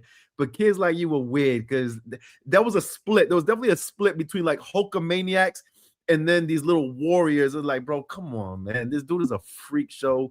He's not like the Hulkster. But remember, the Hulkster, aside from being a movie star in Rocky, he was big in Japan before he came to WWF, right? So he was like huge in Japan. And so the reason they have him is because they have that international appeal because it's all about money. It's all about capital, right? And so it's sort of like, yo, if you're big internationally, cool. The Junkyard Dog isn't that, right? Bruno San Martino in his old school Goomba kind of way isn't that, right? The Dr. Style Slick, we're talking about managers. The Dr. Style goes in the Hall of Fame of managers, right? And so it makes sense for Hulk Hogan and for his theme song to be the true national anthem of the United States. I think they should change it to that because that really embodies what the US is. And it's trying to be these days. It's definitely that, right? It's definitely Donald Trump come out with some Hulk Hogan theme music and the Department of War just cutting promos, and that's what we're living in right now. So I don't know if any of our panelists are familiar with Jim Cornette's narratives on 1980s wrestling history. Thank you for the super chat. One thing I would say is I think, Trump is kind of special in terms of I think he's able to embody both the two eras of Hulk Hogan, right? Like the hero era of Hulk Hogan and the heel. Like he's able to shift between those kind of and so yeah, I mean, if you hate him, right, then he uses that as fuel for the fire, and if you love him, then he does the same, right? And it's like, but yeah, I mean, I think it's a great prism for American politics in general, like professional wrestling and WWF, particularly in these eras. I mean, because I don't watch it anymore, I don't know how much it still is. I'm sure it still appeals to a lot of the same audiences for a lot of the same reasons and stuff. But, I think that, it's all like we live in this world. I mean, it is more when they're talking about it representing shit back to us. I mean, it is this thing of trying to think like what's the most fucked up desire of Americans right now, and like how do I monetize that? And it doesn't matter, have no and McMahon was like quite open about that, of just like, I didn't care whether it was politically incorrect or immoral or unethical, right, to do this shit. Like if I thought that it would have heat, if I thought that it would bring people's attention, then I would do it, I saw the comment about waiting for the native kids waiting for their person. Don't worry, y'all fools we got Tatanka later. That fool Tatanka was over there rain dancing and shit later on. That shit was crazy. I was gonna say about, I don't know what y'all said about the Hulk Hogan song and shit, like, but I know that when that shit came on, I was fucking pumped. That shit was basically the opening fucking Fresh Prince of Bel-Air song for me. Like, I was like, wow, this is like rock music. And then the comment about LA and Venice, it's crazy because like it is a very Hollywood representation of LA, right? Like Venice is like Shoreline Crip. Venice is Venice 13, right? Like in the 80s, don't nobody want to be up in Venice, right? Like, but like it was glamorized through the vehicle that was that iteration of Hogan, right? Like that iteration of Hogan was like an iteration that I didn't even like realize. We wasn't going to no fucking Venice. If you went to the beach, if you were a kid from South Central like me, you were going to Santa Monica. You weren't going to Venice. Venice is the ghetto, like I'm like Nina Leaks and shit, or Nene Leaks or whatever, right? Ooh, child, the ghetto. That shit was not like the place that it became. Hogan was made for the Venice that is today, right? Like the gentrified, like displacement, dispossessing, like all these like, like, and honestly, it is a lot of like, like gay, like specifically gay, like white men that went and displaced a lot of black and brown people that had their homes over there. And so they make, a lot of them are like the owners of these ugly ass geometric houses that exist over there that no longer have like, the architecture and the characteristics of the transition from Mexican and Mexican settler colonial kind of architecture and Spanish colonial architecture that Native people had in Southern California. Venice is a stronghold of Tongva, like existence, and they still got some adobe houses and backyards there, like like, but you wouldn't know that, like, but again, that's the kind of remaking also through the wrestling shit, like I will say that I was kind of ambivalent towards Hogan, but I was definitely an Ultimate Warrior guy. Like I was like, oh man, this motherfucker. I didn't know like he was just, when he grabbed them ropes and was running down and shit. I was like, oh man, like that fool was like, he was just everything, and we all had that type of energy, like we all had like that kind of let's run through a wall type of energy and shit. And but then my guy later on became the Undertaker, right? Because like he wasn't good, he wasn't bad. Like I was in that era that really like I came about, right? Like so all the dark shit, like like the Jake the Snake Roberts and shit, and the snake biting. I don't know who he bit. Was it? I think it might have been Jimmy Snuka or something, right? Like or he actually bit someone, right? Like that kind of shit, right? Was my era, and I remember like it was that anti-hero kind of era, right? Like the Undertaker, Stone Cold Steve Austin, when The Rock shifts from the Rocky Maivia character, right, and goes towards The Rock after the Nation of Domination, right? Like it was kind of like, oh, I like these fools, the shit talkers, right? And like I started to like, I'm like 16 or 17, and I was just like, oh, they were presented to me as these kind of outliers. And so when I remember a promo when Stone Cold is getting interviewed when he's fighting Bret the Hitman Hart, and like, this is when they're just starting to really like, they're like really pushing the boundaries of like what you can say on TV, right? And I remember specifically, he was like, I'm gonna go ahead and tell you what I think about the Hitman, and I'll tell you like this: you put an S in front of his name. That's what I think about the Hitman. And I was like, oh shit, he called him the shit man right now. And like that shit was just mind blowing to me. I was like, that's the kind of shit I'm on. Like, fuck everybody, anybody killer, anybody could get it. Like, and it just blended well with the way like even the East Coast West Coast beef was presented. Everything was very like carnivalesque, right? And like I just watched the Diddy documentary, man. I can't believe they ain't nobody touched that fool Diddy yet. But on some other shit, right? Like he owe the West Coast something, But he owe New York something too, though. He owe everybody something, man. I don't know, but get in line. Like, so, all that shit, like at that time, it was really shaping my attitude, And then to me, like my politics were forged in some of those figures because I wasn't gonna be on the like clean cut side. Like I was never that, and I didn't come from that. And then I was never gonna be civil, right? Like I was like, man, the ones that I like are the most unruly ass motherfuckers, So like, like however, even if it was a performance, I was like, I'm gonna be an unruly person, and that just like brought it out of me, gave me permission in a lot of ways, like, and then that's, anybody that know me, that's how I am. I mean, that's an interesting point because it makes me think about, you think about 80s and the 90s, because I probably stopped watching wrestling right at the tail end of the first Iraq War. So I remember the whole the Sergeant Slaughter going over to the Iraq. I remember that, and that's kind of when I tailed off. I think the absurdity of it got a little weird for me, and my brain was starting to form. So, but kind of what you bringing up that I think is really interesting is the 80s attitude, because we were in the Cold War, was that we have these peripheral enemies and we need these like really, really strong embodiments of American culture. So Hogan, US Express, even when they would appropriate, like they're appropriating Mr. T for that. Well, not really, because he's also on the 18. So they're using him as like a proxy for that. But in the 90s, when you get that fall, there is a thing, and you think about even like Tarantino movies, the kind of nihilism and like individual, like I'm just gonna be a badass. And this world is cold blooded, and you know what, the person I need to be is the person who really has no sides. I'm not an opportunist as much as I'm like a solid nasty person, and I'll take anybody out if you come F with my stuff. And it's reflected in the movies too, right? Like you just have like, you're bigger than even the nation. The nation needs you, right? You're just like, you're your own superhuman, just badass dude. And I'd be curious, I didn't watch, like I said, I didn't watch wrestling into the 90s.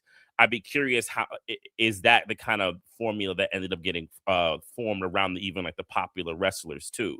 Because yeah, like I said, I stopped watching by like the early 90s, but that 80s, watching this again, that 80s kind of ramping up of the energy of like American youth, American people around the patriotism and all that type of stuff was just so loud. And I'm watching it, I'm just like, wow, it's so intoxicating. And then also because then if you flipped it and you were to actually admit that you didn't like that dude, they look at you like, what's your problem? So you like them Soviets? You a commie, bro? Like, what's up with that? Like if you were to admit that if you didn't go with Hogan or that shit, you like, what's your problem, bro? You weird, you would just get that kind of reaction from people.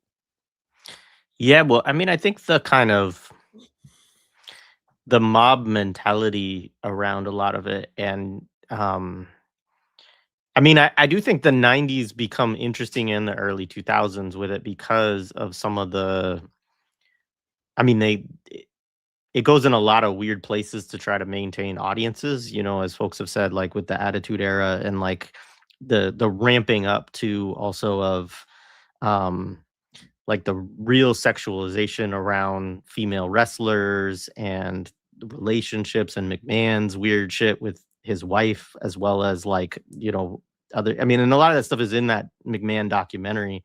And, obviously, as Hiram said, there's all kinds of lawsuits involved, and they do document that stuff of the sexual assaults and the pedophilia and all that kind of stuff. But the, at a narrative level,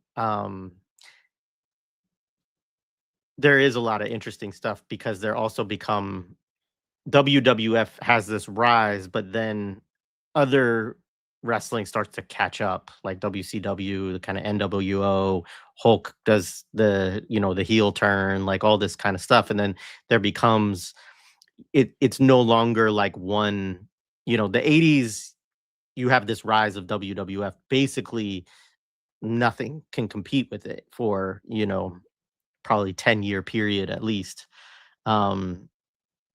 But I think the audience thing, like what you're talking about, I mean, you watch that, the most interesting of all the matches to watch for me within this WrestleMania 1 is the tag team match with Iron Sheik and Volkov against, I don't even remember the names of the guys that win, but did they win? No, they win. That's right, they win. Yeah, I remember US Express. That's all I remember. Yeah, US Express, as right? Called. Yeah, but you have just the booing of both of them. You have like the singing of the Soviet national anthem as intentionally this thing that's supposed to cause people to throw their shit basically at them in the ring and everything else. And the announcers and the way that it's just so obvious, right? Intentionally that you're supposed to hate these guys and that you are encouraged to be just vitriolic in that hatred towards them. And it reminds me a lot, actually, of US sentiment when you would be in mass spaces at football games or whatever else post 9/11, when they would do like the God Bless America and they'd bring out the huge flags and everything else, and people would just be chanting like USA, which is what they end up chanting, in that match at some point, right? And all of this stuff. And you think about it, it's like that type of sentiment has to be constantly cultivated, and there have to be these kind of outlets that you create for the mass expression of those sorts of sentiments. Otherwise, that stuff doesn't transmute between generations and stuff like that. And so that's the thing too, when they made that commentary about just sort of reflecting American society. I mean, it is true, right, that those attitudes exist within American society. But it is also true that if there weren't these cultural containers that were promoting that stuff and that gave people a space to vocalize it and then to feel the power of vocalizing it in an arena with 60,000 other people who are doing it with you, right? And where you kind of have to, because if you're not, then in those spaces, then yeah, people are going to look at you like, what's wrong with you? Why are you not joining us in, yelling at the Iron Sheik and the USSR and everything else? I mean, I think it's really kind of an important feature of like American, fascist sentiment or imperialist sentiment to have these kind of spaces. And, you know, like, would WrestleMania 1 be, what would it be without that match? Is an interesting thing. If you just took that one match out of it, I feel like it changes a lot from what it is. Not to say that, I mean, of course, people would go to watch, the final match with Hulk Hogan and Mr. T and Rowdy Roddy Piper. Another thing we should say, obviously Muhammad Ali, Cyndi Lauper, like all these people showing up. Another thing we should say though is these folks also are all in movies, in the 80s. And we've seen some of those already, Ventura, Body Ventura and Predator. He was in something else that we did already too. Rowdy Roddy Piper obviously is in They Live. Then you have Hogan is in Rocky 3 is before this. He does other stuff too. Goes on. I mean, I remember, what was it? Suburban Commando, is that what it's called in the early, in like 1990 or so?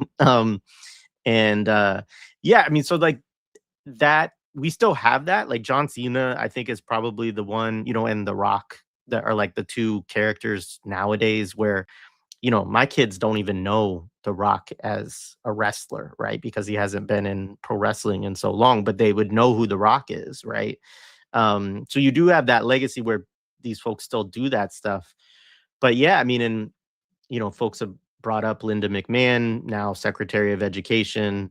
Jesse the Body Ventura really becomes kind of the trailblazer of these folks. He becomes a governor and has better politics than almost all of the people that are involved. Not to say that they're perfect or without issue, for sure.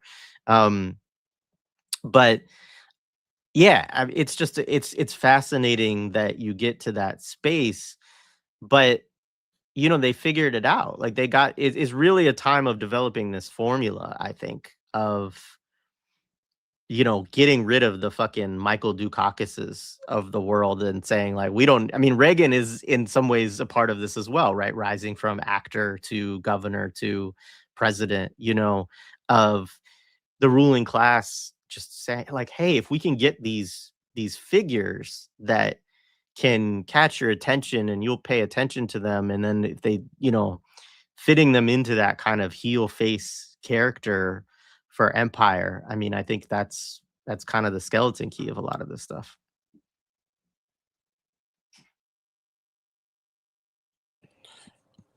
All that shit too.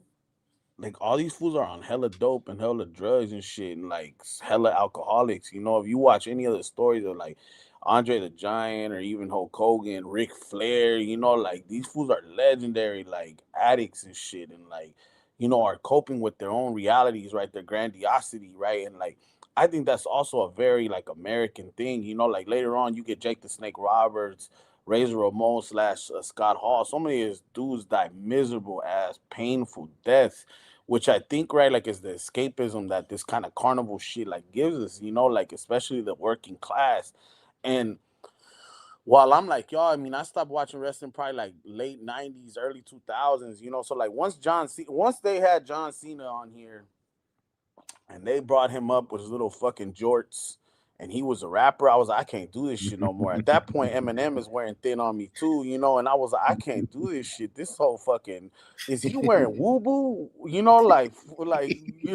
White us, by us, like I was like, what is going on, bro? Like he was like straight out of the Rhodium swap meet. If you from LA, right? Like he's wearing all that shit, like. And I was like, I can't do this shit no more. He got the backwards hat. I was like, this is like over the top, like Sylvester Stallone and shit. Like he turned his hat backwards and now he's hip hop. But once that shit stopped, but I mean, I don't know what the demographic. It seems very Hollywood now, right? Like the Logan Paul, like I guess Logan Paul is a legitimate like person on their roster, and then Jake Paul, right? And so thinking about again what Cena said, like thinking about the inauguration this time, right? And looking at WrestleMania 1, I was like, bro, the inauguration was WrestleMania 1, right? Like right now, January 20th was WrestleMania 1, right? And I don't know if y'all already said that, but like, I remember seeing all the podcasters, right? Like Theo Vaughn and Logan Paul and Conor McGregor and like, you know, just all these fucking figures, and it was like basically WrestleMania 1, like the Cindy Loppers of the time, right? Like it's all these different people now today, except like I think the formula is like, I mean, you know, people don't like to say shit like this, but like, yeah, this is a dumbass country full of a bunch of fucking, you know, non-critical thinking people, right? And we want simplistic answers, right? Like, there's no reason Fast and the Furious should be making so many fucking movies, dog. Like, but damn, homie, those shit sell. What they on Scream 10. It's like Saw 18, right? Like, this is a country that's like, nah, don't give me no change, bro. I just want everything real neat, like good, bad, and that's it.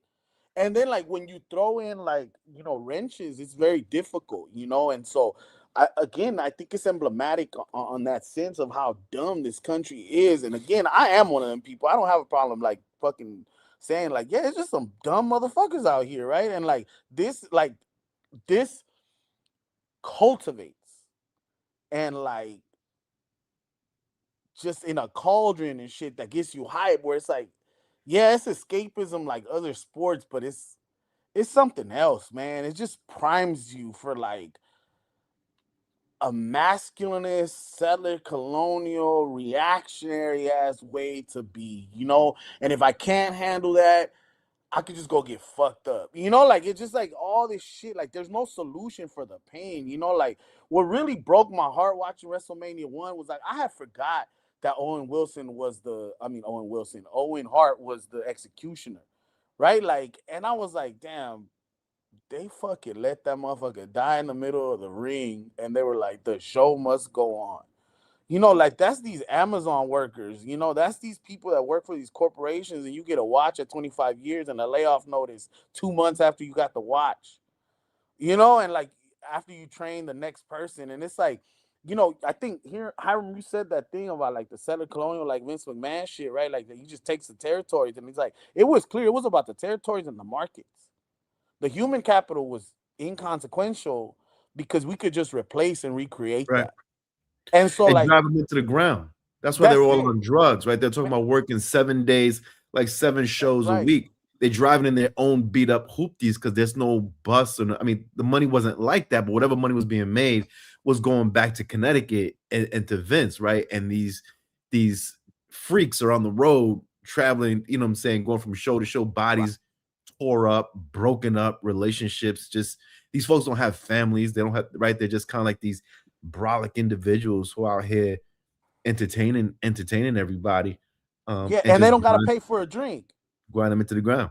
They don't gotta pay for a drink, and that's enough of a perk, right? It's like, look, I mean, this is hella weird. Like the politics in this country and what we celebrate, right? Like we love to celebrate anything in this country. I joke in my classes, you know, like we love to celebrate anything in this country. You know, like you throw some fireworks and you know you roast a fucking weenie, and it's like it's a party. Like you know, it's like that's what the 4th of July is to me here in this country, right? Like it's like it's just celebration. And so I remember I was in my grad program, and they were like, I remember getting an email from the institution, right? Like, and the email was like, "We did it!"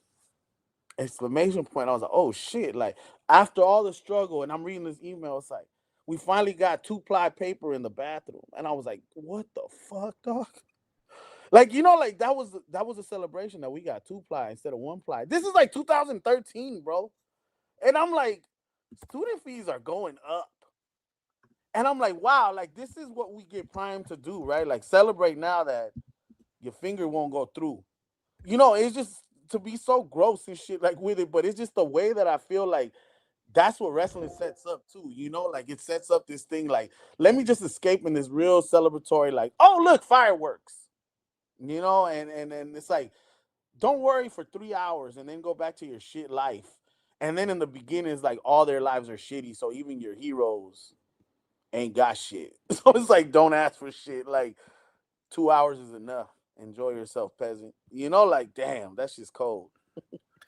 I want to real quick go back. There was a question that was asked in the chat way early on around did we know about the NWA and the AWA, or how did we learn about those? So folks like Ric Flair and Dusty Rhodes, the Road Warriors, right? And all those folks. And the answer is like, yeah, we knew. They were on TV. They weren't on, it wasn't on the same leg, right? That WWF was on nationally, but it was on. And at least for us, it was, so there was a split. So you have this Hulkamania Ultimate Warrior split, right? But then you also had the, again, WWF, NWA, AWA split amongst the kids in the 80s.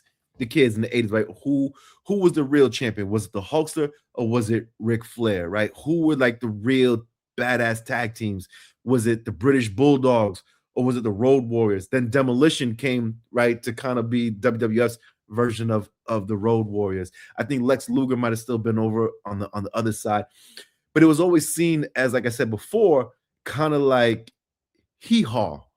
That's down south, hee-haw, yokel, right? That's not real. Like this is Madison Square Garden, right? They're in the Garden. They're in like these big arenas.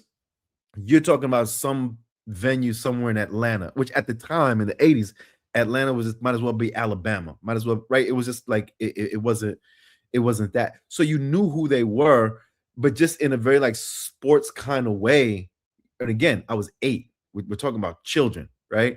You just kind of pick your side and ride with it. And if you were NWA, AWA, then that's who you rode with. If you were WWF, that's who you rode with. And the more that you had the Saturday night main events, the more that you end up with WrestleMania, the more that you end up with these things, then it became clearer and clearer, right? Like who was the big show in town. And then it takes over everything and moves to that Attitude Era. But they keep playing on these regional things because then WCW, as it's rising and it's coming up, was also portrayed like that, right? So at least the WWF broadcast, WWE broadcast would always refer to it as wrestling. This is wrestling over here. That's wrestling. And adding that twang, adding that Southern drawl to it, delegitimized it. It shrunk it to the bottom, right? Like that's not real. That's not good. That's Ted Turner and those folks down there. And then during that whole Attitude thing, then they move away from the Attitude stuff and they go into like weird. It just got too weird for a lot of people, right? The over sexualization, the over crazy. Then you also see the rise of ECW out of Philadelphia, which was kind of like a throwback a little bit to, it was a mix of Attitude Era with that old school 80s style because it wasn't as gimmicky.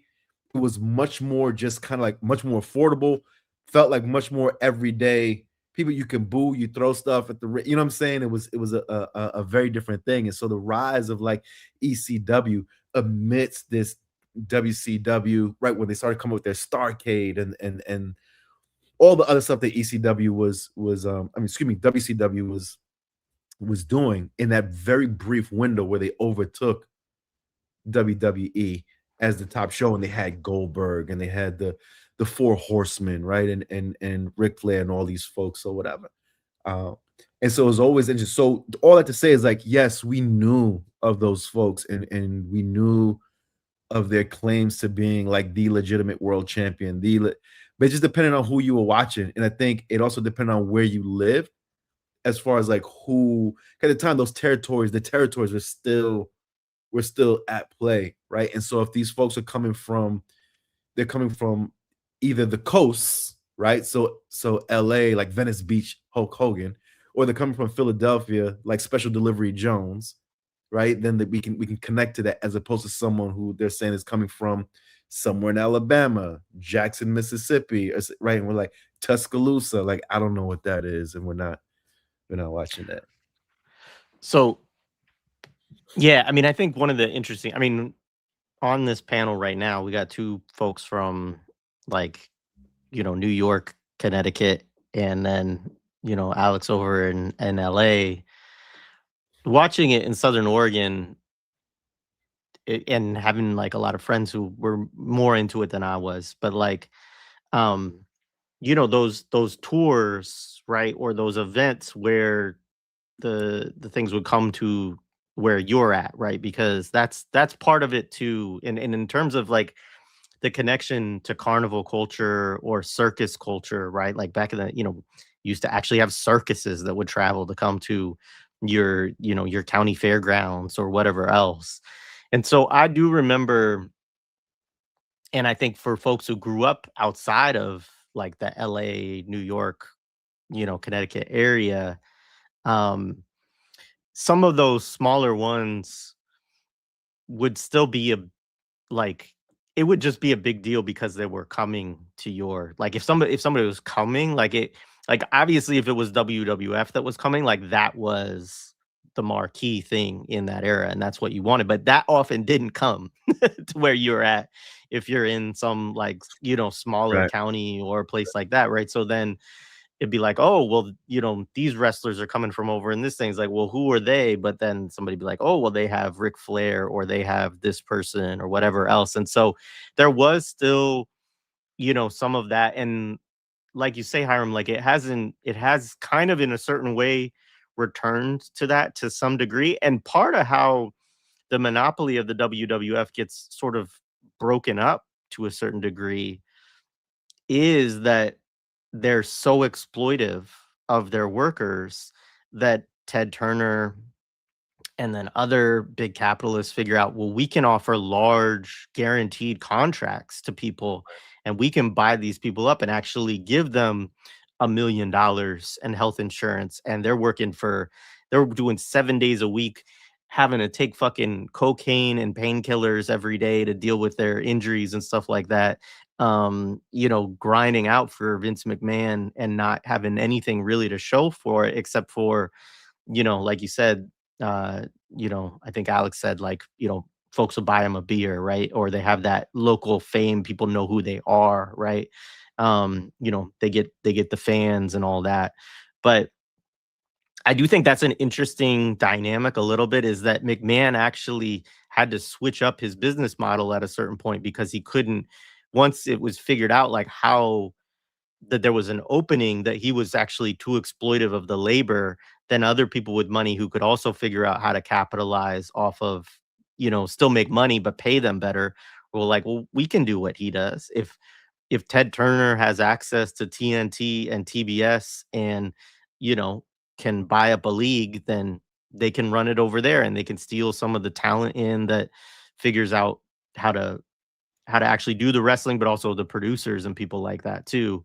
And yeah, so I mean that part of it is interesting as well, but I do think there are these kind of regional histories of this stuff that we're not really going to get into that deeply here because we are talking about WrestleMania and WWF in the 80s, which was a cultural phenomenon that really is way beyond all those others. But I will say it's absolutely true that they scooped up, like their model was to take the talent, to take the storylines, to okay, we'll bring you over here, we'll change your story character and give you a new storyline, or we'll you know create some narrative around this switch, create a beef between you and somebody else, and so I mean, it's interesting watching that McMahon documentary because it also talks about the shift between his father and him, because his father was like the regional dude. He was a part of the old network where it was like, okay, you have your territory over here. I won't mess with that.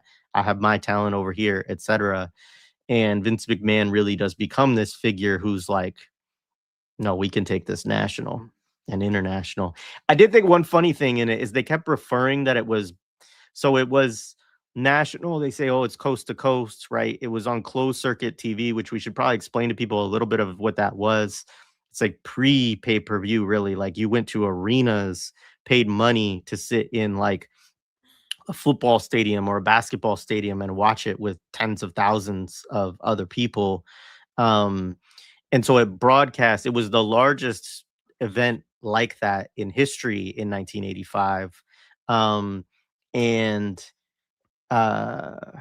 I can't remember what else I was going to say about that, but that was the model at the time that they used, which was interesting because it's like it's just all they could do with the technology. Like pay-per-view at that point they might have done some pay-per-view stuff, but it was not reaching enough screens because not enough people still had cable or satellite or whatever that could actually do that, and the technology really wasn't there yet for that.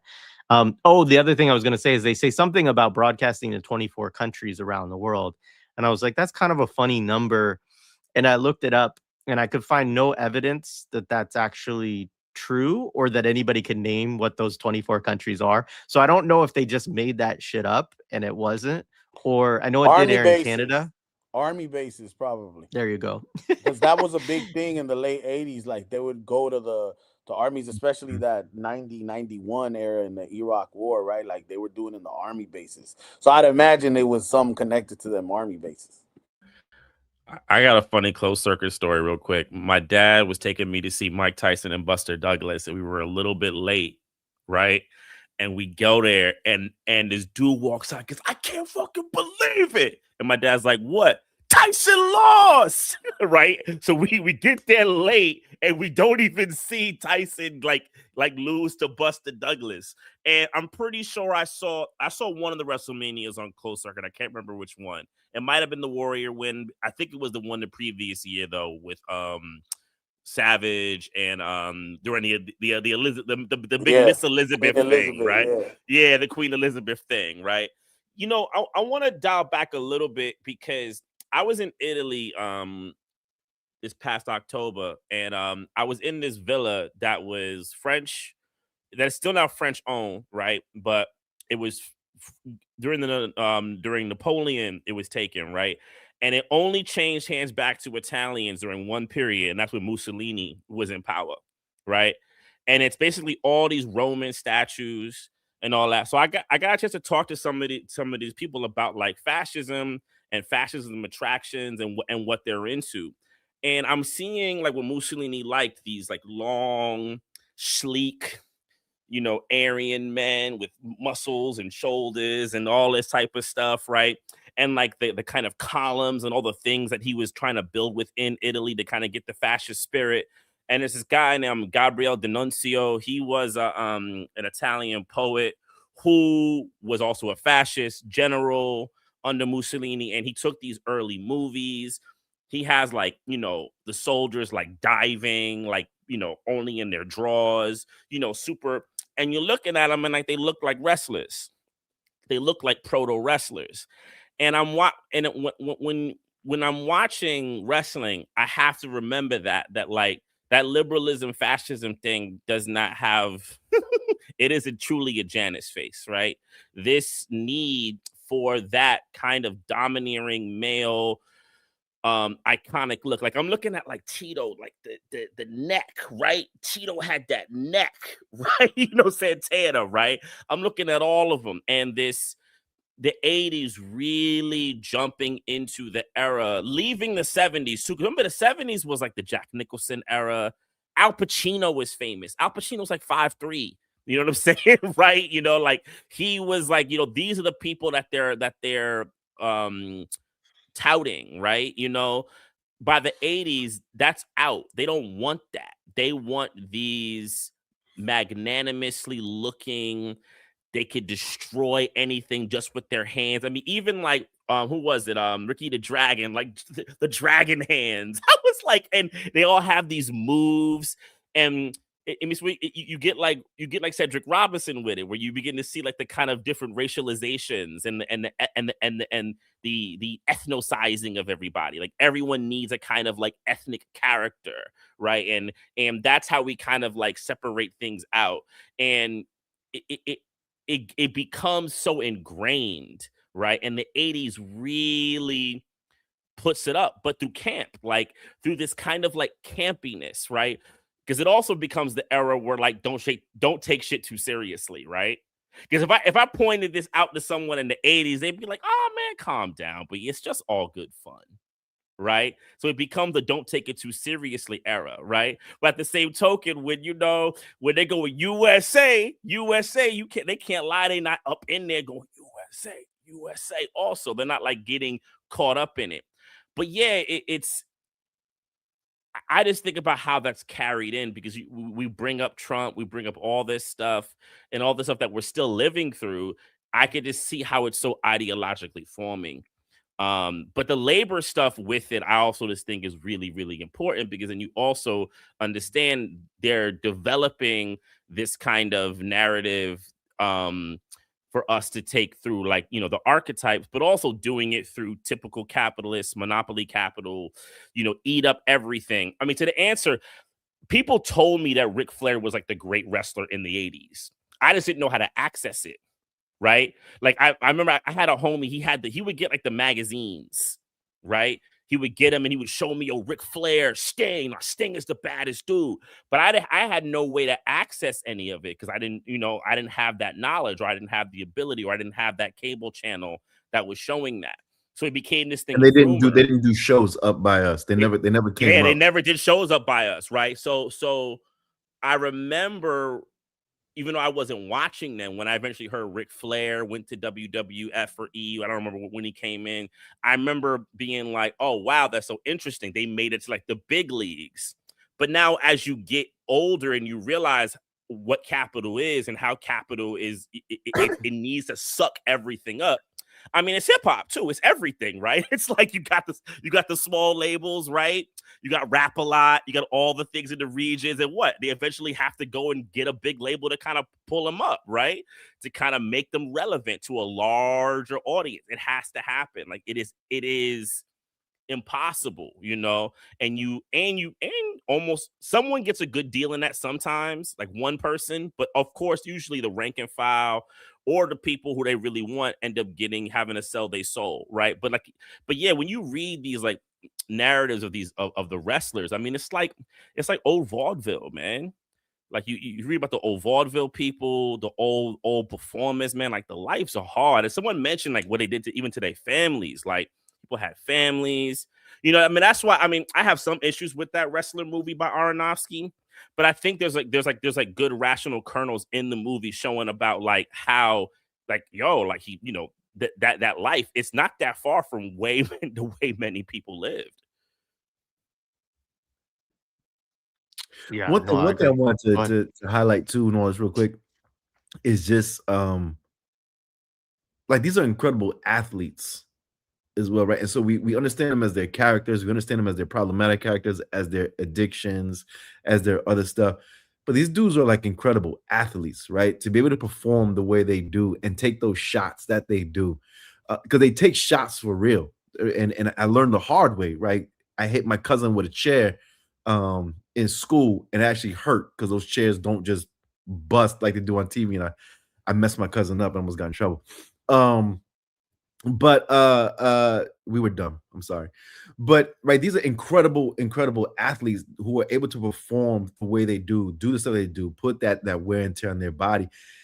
And if they're not dying really young in their lives, unfortunately, they're wrestling all the way until they're like 67 or something, right? Like really, really old, still throwing themselves off these ropes onto those rings that they have some sort of bounce, but it's still plywood and stuff under there, right? Like it doesn't feel good if you ever, you know what I'm saying? And so just recognizing that these folks are incredible performers and incredible athletes to be able to do what they did, right? And do for so long and for so little. And an incredible cost, an incredible sacrifice, because only like a handful who will ever be at the top and making top billing money. Everybody else is just grinding away until your body can't take it anymore. No, and a lot of times with no real medical insurance, no real surgeries, you just pop in perks or you pop in whatever and jumping back in that ring. And that's the WWF folks, right? That's if you go to like folks like Terry Funk and those and the stuff that's happening maybe like in the South and a bit in Texas and stuff with the barbed wire and those death matches, or when they set the rings on fire and like all the even crazier stuff, right? Mankind, Nick Foley, and all the crazy stuff that he put his body through to entertain is flying off the cage with the Undertaker, right? Or busting through the cell onto the tacks, right? With all that stuff, homie, the tacks, tacks. But there's like real tacks, right? It's like no, those are real tacks in his body. That is real barbed wire that Terry Funk is getting beat with, right? The strap matches with the when they would like beat each other with, and you see the welts. It's like, nah, they getting hit for real. They on them ladders and those shits fall and they got the ladders, the chops, you can stand. The chops across the chest. Me and my brother 11 months apart. I know Rey Mysterio was like him and his brother 15. We were 11 months, so we were doing everything, Dang. and that shit hurts. Hell We yeah. most likely doing it wrong. Yeah. Probably really doing it really wrong, but it hurts. Dog, that was the source of my persecution problem. Like growing up as a kid, I grew up. My brothers and sisters were way older, so they were. My next oldest was 13 years older than me, right? So they already had families, but my nephews were my age. So I came from a family where it was like I was the uncle, but then my nephew was a year younger than me. Then another one was a year younger than that, and then another two were a year younger than that, and then such. So we used to, man, I would love parties because I could fucking choreograph and orchestrate how the Royal Rumble of our Yeah. family would go. And then I'm over here getting in trouble every time because I'm the oldest. But bro, I'm 10. Everybody else is 9, 8, 7, Right. 6, you know, but like I'm over here trying to do the motherfucking tombstone by Undertaker and shit. I'm over here grabbing their fucking faces like Right. mankind and shit, and like squeezing the shit, like, you know, like just fucking The Iron Claw, the Von Erich, dog, all that, the yeah, the Iron Claw, you know, all that shit. And it's like, man, that shit was hella dangerous. Like, and yeah, like even the sound, like one of the things that really struck me, even on these old like dubs, you know, was the sound and the thump. And like, you know, I play with my daughter like that now, you know, like that's kind of the how we connect. Like I be throwing, when she was younger, especially if she was lighter, I was able to toss her around on the couch, and my partner hated it. She was like, I hate me because my brother, who was 8 years older than her, used to use her like that. But obviously I got a little more refinement, you know, like, so I teach my daughter how to do the like sell the hit, you know. I'll be like, you know, I'll be like, and then she'll do the thing, you know, and like we do that shit. So it's just like it's fun now, but it is really dangerous, you know. And I was gonna come back to that thing, you know, about like them being worn out and all the stuff, you know, like, and you know, David brought up the heat, right? I don't know if this is happening, but it wouldn't be out of like the realm, right? Is to have like an immigrant figure, fighter, right, wrestler, and an ICE agent, someone to embody the federal agent. They had Big Boss Man back then, you know, like, and you know, I was like, they wouldn't do that. They run ICE ads during the NFL playoffs. You know, so like that would cause a lot of consternation, and people, like, that would be the reaction today, right? Like, and so the fact that that's something that they would sell, right, like to get, you know, eyes on the product, you know, is like is nuts, right? But again, it shows the depth Vince of, would have did it oh, for sure, because 100%. Vince doesn't own WWE anymore, but Vince would have did it. Yeah, and they're trying to like go away from the ghost of that, but like eventually, you know, it's a marketplace, you know, and so like the attention, you know, is needed to be caught, and so I'd imagine that that is maybe on the horizon, right? Like, but you know, it's just, it's the depths and the insidiousness of capital that everything could be seized upon, right? And so like, you know, I think that, you know, it's unfortunate, right? Because you see it, like it's easy for a lot of people on the left or the more radical or even progressive side to see like the fucked up ways that like some of this stuff is like, oh, the way that they were selling racialization or the politics and things like that, right? But it's also like the commodification, right? Like to the nonprofit industrial complex to commodify everything and to make everything a brand, right? And so it's tough because we all have to kind of we all have to contend with that reality. And so how does one do it in a way where it's like there's no right or wrong way, but like how do you walk that, you know, that line, you know, because shit does have to be attractive today, you know, like, and again, like, you know, some of us ain't yoked, you know, gladiators, but like the gift of gab becomes the attraction, right? Like everything becomes like a promo or a sell and shit. Like I gotta make you believe that this shit is worth living for and dying for, you know. And like, how do I do that? How do I sell that? And I can't act like, for me, like listening to the bravado of someone like Malcolm X on tape, you know, and like the way he spoke, you know, isn't coupled in my mind with someone like Cat Williams and Stone Cold Steve Austin, you know, like with the way that I try to portray shit, you know, like it is something that's the gift I got, and I'm gonna use that shit to try to, you know, I mean, my ulterior motives are, you know, whatever they may be, you know, red triangles, you know, on top of enemies, you know, but you know, that's me, you know, like, and but I know that. And so for that, I am grateful to have learned, like, you know, and be shaped by this particular era in such a formative time of my life, and to have the politics now that I have, and like the lens through which I see it, because I'm not going, you know, like, I ain't gonna hate the player, you know, like, you know, I gotta know the game, you know, like, I gotta know the game, and so it's still a game, you know, like, you know, we ain't gonna read Marx together and start revolutions, you know, like, I gotta figure out why you should buy into this shit, you know, why and so that I gotta find the angle to get you to believe, you know, and so I think that wrestling offers another tool to do that, especially looking back in its early, you know, calcification of this conglomeration that it becomes, you know, like, it's just it's a good tool to see, like, damn, they really did that shit, you know, like, and they built that from the ground up because it was a joke, it was fringe, and now it's legit. I mean, it's in the White House. Yeah, I got to jump real quick. I just want to say a couple of things before I jump off.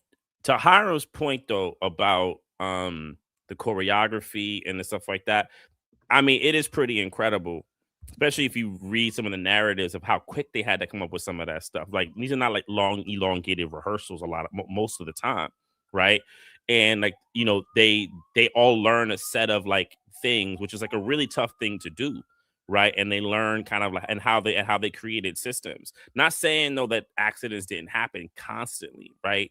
Because you know, the margin for error on a lot of that stuff is like tiny. Like, talk to anyone who does stunts, right? Margin for error for that stuff is like, you know, microscopic after the time. And sometimes there is no margin for error. Like, you're gonna actually take a blow and it's just gonna hurt, right? And you're gonna have to absorb it like long term.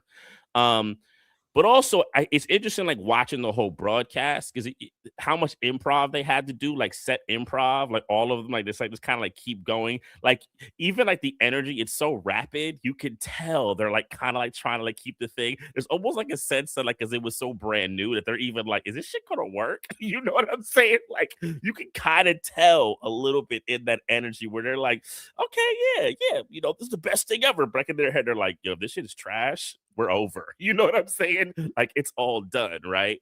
But yeah, I mean, it is a fascinating like artifact, especially thinking about now. And like, yeah, to the point that was just made by Alejandro, like the fact that it's just still here.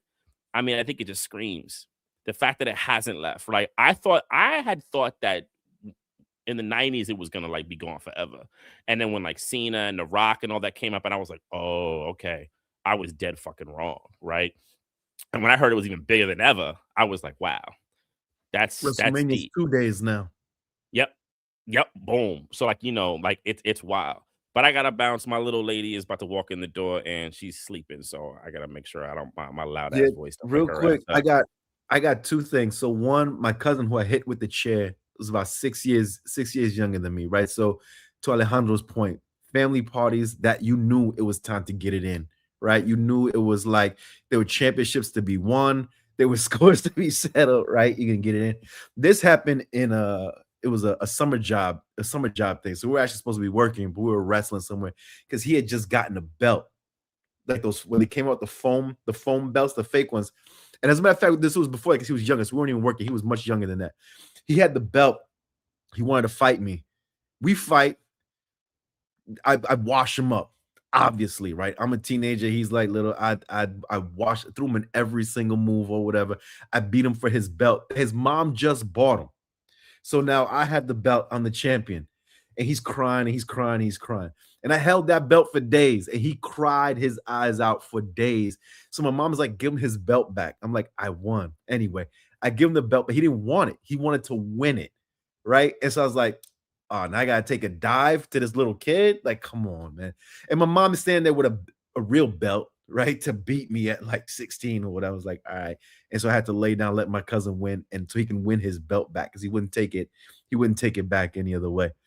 But the other one was my biggest WWF moment is I got to go to WrestleMania. I went to WrestleMania 11 when it was at the Hartford Civic Center. And that was a big deal because that was the one where Lawrence Taylor was wrestling. Lawrence Taylor was, I think he was fighting Bam Bam Bigelow. And Salt and Pepper were like the act, right? And so I got to see Salt and Pepper. The Undertaker was there. Undertaker had bust on the scene for a while. Salt and Pepper. So I got to see Salt and Pepper, right? What were they singing? Shoop? I think it was like Shoop. One of Yeah, them it was songs, right? Shoop. Shoop that came out. So I got to see Salt and Pepper, which on some hip hop shit, right? I was like, oh snap, it's Salt and Pepper, looking fine and stuff. And then I got to see Lawrence Taylor, right? As a New York Giants fan, I was like, yo, it's LT. So that was amazing, right? WrestleMania 11, and my mom made that happen. That was really dope. We leave and you can get autographs, right? So someone's like, oh, the wrestlers are at this bar across the street. They're doing a press conference or something, giving interviews to reporters, and you get autographs. So we follow the folks. We beg my mom. She takes us over there. So we're standing outside and you see the wrestlers, Yokozuna and all these folks like walking by. They're like, oh, snap. Oh, so you're like really, really close to them. Of course, there's the guys who know everything about everything these wrestlers have ever done in their lives. At this point, I'm in high school, so I'm a teenager. And they're calling them by their names, and they're like, hey, Jack. I'm like, who the hell is Jack, bro? That's whatever, right? But they're those guys. And so the Road Dogg, right? The Road Dogg and Jeff Jarrett come out, right? So the Road Dogg, Jesse James, and Jeff Jarrett are coming out. And so you're trying to get autographs from everybody. And this guy has this picture. He's calling by their names or whatever.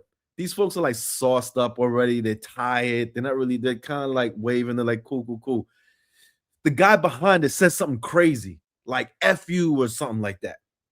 The Road Dogg, Jesse James, turns around. He goes, what the fuck did you guys say? Looks at me and my brother and our mans, right? We're kids. We're looking at him. The Road Dogg's looking at us, pissed off. He starts walking back towards us. We're looking at the dude right behind us, the adult, who like, my man, you're the one who said F you to them. You're going to step in and say something. This dude just stood there with his little picture to get autographed, quiet, not saying nothing. The Road Dogg is coming at us. You little punks, you fucking what. Jesse James is trying to grab him, and we're like, yo, we're about to get beat the fuck up by the Road Dogg in the middle of this street. This dude comes out, Italian dude in a suit, tall Italian dude. Oh, watch your mouth. What do you think you're doing? Get the fuck out of here. Very East Coast Italian, right? Boom, boom, boom. I'll fucking boom, boom. I'll do this. I'll do that. Whatever. Whoa. So we're like, oh shit. So the Road Dogg's looking at him like, what the fuck? Jesse James grabs it like, let's go. He's like, get the fuck out of here. Boom, boom, boom, boom, boom, boom, boom, boom, boom, whatever.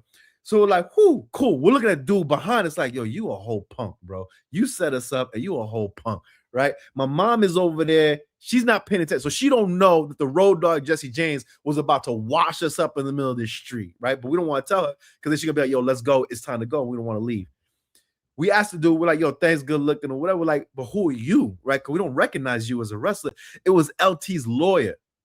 So Lawrence Taylor's lawyer stepped in and saved us from the Road Dogg, Jesse James, right? And Double Jeff Jarrett from beating our ass at WrestleMania 11. Never forget it. He didn't have the extensions yet, did he? Because remember, Jesse James he had the little extensions. He had the little twist off.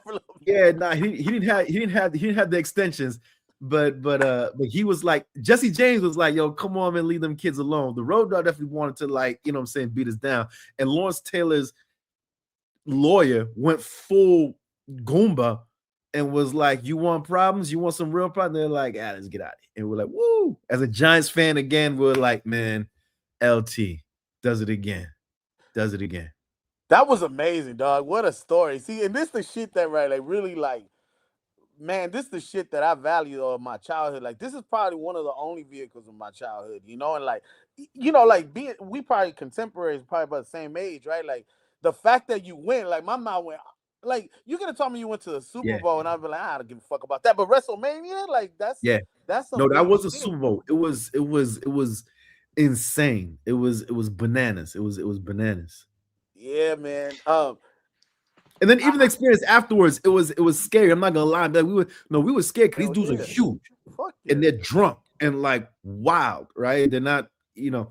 But even that felt like, yo, we got the wild wrestling experience. Like, the Road Dogg was also beefing with us the way he beefs with, you know what I mean? It was like, for a moment, we're like, once we're in the car driving back home safe, then we're like, yo, that was kind of dope. Yeah. To this day, my mom don't know Then we almost got You're washed gonna up. in find out Michigan. today, dog. Like no more wrestling for you, homie. But yo, I gotta head out, Jared. Thank you so much, Alejandro. Great meeting you, and thank you so Nice much, meeting and you too, all the brother. viewers as always. Yeah, man. Let's keep talking. That's amazing. Peace, Hiram. Thank right, you, peace. man. I appreciate you. We'll see you soon, man. All right. Thank you. You know, Jared, I just said the last thing is like, man, like, cause you know, again, I grew up working poor, and so we used to go to the swap meet, and so they used to sell the bootleg merchandise, right? And like those wrestlers would always break apart, right? Like they were so hollow, they weren't like one piece, and the articulation was like this, or like maybe you get a little swivel hip, you know? And so like, but I was like a big narrator, dog. Like I would wrestle these motherfuckers and be like, I'm narrating in the Vince McMahon voice, you know, because Vince McMahon was great at narration. When he was the play-by-play guy, like he was incredible, man. Like him and Jim Ross and all these guys. And I remember Jim Cornette, but I don't know the lore around him. Like I remember burgundy suits, and he looked like one of those southern preachers. He had the wire rim glasses, and he would walk around with a megaphone too. And I remember a burgundy shirt or burgundy suit with Jim Cornette. But I knew later on, obviously, when I started watching the documentaries, I realized a lot of these like kind of peripheral characters were actually like meaningful behind the scenes. So, you know, like that was something that I learned, you know, just maybe like 10 years ago. And I was like, oh shit, I remember that guy. I remember this guy. But going back to the merchandise, once they started merchandising all that stuff, and that's how they really like targeted the youth, right? Like I remember it was just another example of my life being working poor and me growing like just despising the reality that how hard my parents worked and they never could afford those things, like the legitimate like you know things. And so this is probably why now that I got a little bit of money and shit and I'm firmly in the middle class, I buy shit like this, you know, because it's like it really is like this stuff was incredible, you know. And I remember when I got like a couple of because there was these toys that they made that like you could do their finishing moves, right? And I always wanted the ring, but I'd have to settle for the bootleg one at the swap meet or what they call the callejones, the Santee alleys here in LA. You know, they would sell all these like figures, and I just mix up the figures because sometimes they'd be just generic bodies, right? It'd be like the first wave of AI was these bootleg ass fucking like toys, and so you know it's funny because Mr.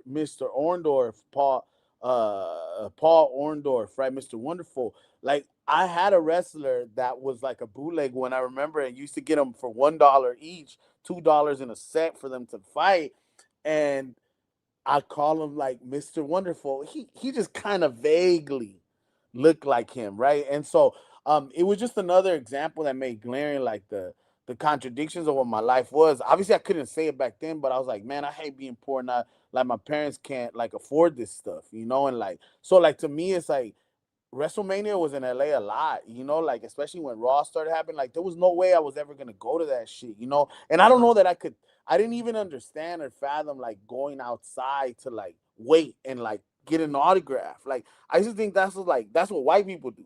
That's what people with time and money and like parents who aren't working all the time or upset all the time, like that's what they could do. So I gotta settle for the TV. And so my relationship to the TV and the screen was like how I lived. And then what Hiram said, like those dudes, when the internet starts taking off, we got a homeboy, right? And I think I mentioned him on the show. Like, I won't mention his real name, but like we used to call him the Unabomber and we used to call him Kaczynski. Because to us, like he was like a mad scientist. He was like this nerdy ass kid. And then he was on like the early like message boards where people would be giving away like the storyline from when they were touring. So he was like, on Raw, this is what's gonna happen. And then it would happen. I was like, what is this sorcery, dog? Like, you know, like he would always be predicting shit. Like, I'm talking like we didn't know nothing. When he used to talk about, I'll burn y'all a CD. For the first time I heard burn a CD was from the homie Kaczynski, right? And I was like, what you mean you gonna burn a CD, dog? He was like, I'm gonna make you a copy. I was like, but why you say burn? He's like, that's just that's just like how it's said, man. And I was like, nah, man. Don't put that shit on no fire, dog. I'm trying to listen to this Ja Rule of Any Veti Vecchi, bro. Like, cause he would get it all like he was like one of the leakers. He was in those message boards and shit. So like again, man, it was like it was real. Yeah, man, it was hella formative for me. Like I can't imagine watching wrestling today, but like like what is out the product today, but it's not for me. It's not, and I recognize that now. But and the last figure I remember right now as we were talking was Ahmed Johnson. And I think Ahmed Johnson was the WWF version of DMX because it was right around that time. So people don't. He had the mean ass chain, and he was kind of like Junkyard Dog revived and shit. But yeah, man, it was cool like traveling through memory lane through this shit, because it's something, man. And so much of this shit that seems inconsequential, like we do got to pay attention to whether we like it or not in some ways and have some like literacy around certain things, like who knows what K-pop Demon Hunter is going to produce in 10, 15, 20 years, like, I mean, or what it's inaugurating right now. I have my guesses, but, this is the AIification of everything, and like, yeah, that shit is wild. But man, I see even my back book's telling me that I need to go get to this King Day parade. All So right, I'm man. about to go down and thank you again, bro. Like I appreciate that, and what a good mix, man. We should do another Royal Rumble. We should do a Royal Rumble version of this, just on the Royal Rumble, bro. Down the line for sure, man. Thank you. All Appreciate right, you, brother. Alex, and all Peace, the other man. guests. All right, peace, man. Peace, bro. All right, folks. I will go through some of the stuff. I start a bunch of comments. Appreciate the chat today. This was a lot of fun. One thing too, yeah, is he said that regarding was it Ahmed Johnson and DMX. Immediately I started thinking of the Junkyard Yard Dog in this particular WrestleMania. I guess I'll do this quickly just for folks who don't know this WrestleMania to kind of run through. It's not that important, but the matches. So Tito Santana was the first one. He beat the the Executioner. As it was referenced, that was played by Corey Hart, who actually died falling after the rafters in a wrestling thing, and they didn't even stop the fight. They, did a brief, I don't know, they just like cleaned up his blood and kept going, basically. Um, and that shit was live on television too, I believe. King Kong Bundy defeated SD Jones, Special Delivery Jones, who was supposed to be from Philly. I don't know if he was actually from Philly. That's the other thing, is all these funny stories. Ricky Steamboat defeated Matt Bourne, who was supposed to be from Oregon, or as they said it in the 80s on the West Coast. What did they say? Oregon? That's what people as a kid, I always used to hear people mispronounce the name of the state I grew up in, and that was the weirdest shit to me. It's like, how did you not learn how to pronounce a state? Like, what happened to your... Yeah, I couldn't understand that.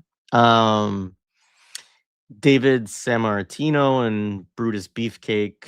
How did that go? It results in a double disqualification. I can't remember why. Junkyard Dog won by a count out against Greg Valentine, but Valentine retained his title because he was out of the ring and got counted out, so that doesn't change the title. So many weird wrestling rules. Then the Volkov and Iron Sheik match. They won the WWF Tag Team Championship against the US Express. Andre the Giant won a $15,000 body slam challenge against Big John Studd, which it was claimed if he didn't win it that he would retire. As a lot of people have mentioned, Andre the Giant had all kinds of medical issues at this point. Was sort of trying to get away from wrestling, and basically died very young as a result of, a lot of the injuries and stuff. Or actually, I shouldn't say that. I don't know fully his cause of death, but his body was just, his back was giving out on him. Wendy Richter, who was Cyndi Lauper's wrestler, or they were, Lauper was her manager, right? And Lauper at the time, again, was a MTV VJ, right? So this was part of the cross promotion of the WWF at that period. Defeated Leilani Kai, who Nick Estes referenced earlier that she was a pretendian. She was not really, Native Hawaiian. And then the final one is Hulk Hogan and Mr. T with Superfly Jimmy Snuka. I didn't really understood how that, because it was really a 2-on-2 tag team match, but then they each had a third person that was like sort of involved. But that was against Rowdy Roddy Piper and Paul Mr. Wonderful Orndorff. And Muhammad Ali was a special guest referee, actually punches somebody out of the ring at one point. Kind of wild. Sorry, yes, Owen Hart and Over the Top 1999 was the event that he died at. Appreciate the correction. All right, so now chat. Again, Starscream, thank you for becoming a member. Appreciate it. Wild because I was watching an interview with Bret Hart talking about the Montreal screw job and saw this notification. Well, that's timely. Hulk Hogan always gave Fash. Yeah, this is an interesting thing. This was clearly a contentious topic of whether people did or did not identify with Hulk Hogan. I definitely did as a little kid, like just because he was like the best. But then, I think like anything, well, maybe not for everybody, but I did appreciate it when he started to lose. And I did love Andre the Giant. So Andre the Giant beat him at one point, and then the Ultimate Warrior.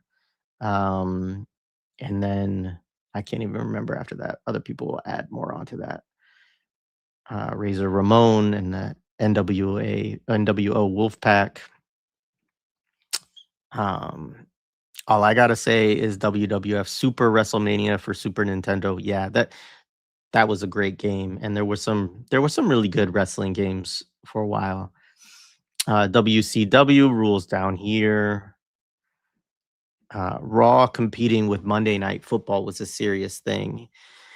Yeah, and I mean, you have the whole XFL thing, which we didn't go into today, but I mean, it's really hard to understand like how massive wrestling was at a certain point that actually, you know, McMahon was trying to compete with trying to steal from the NFL, audience and viewers, right? And that there was also this, I think WCW was Raw, but was WWF Raw? I can't remember. But anyways, this competition of these massive events with football is hard to fathom because nowadays, like, the NBA doesn't even try to compete with football. If football's on a day, they try to like schedule all their games, so it's not really competing with it.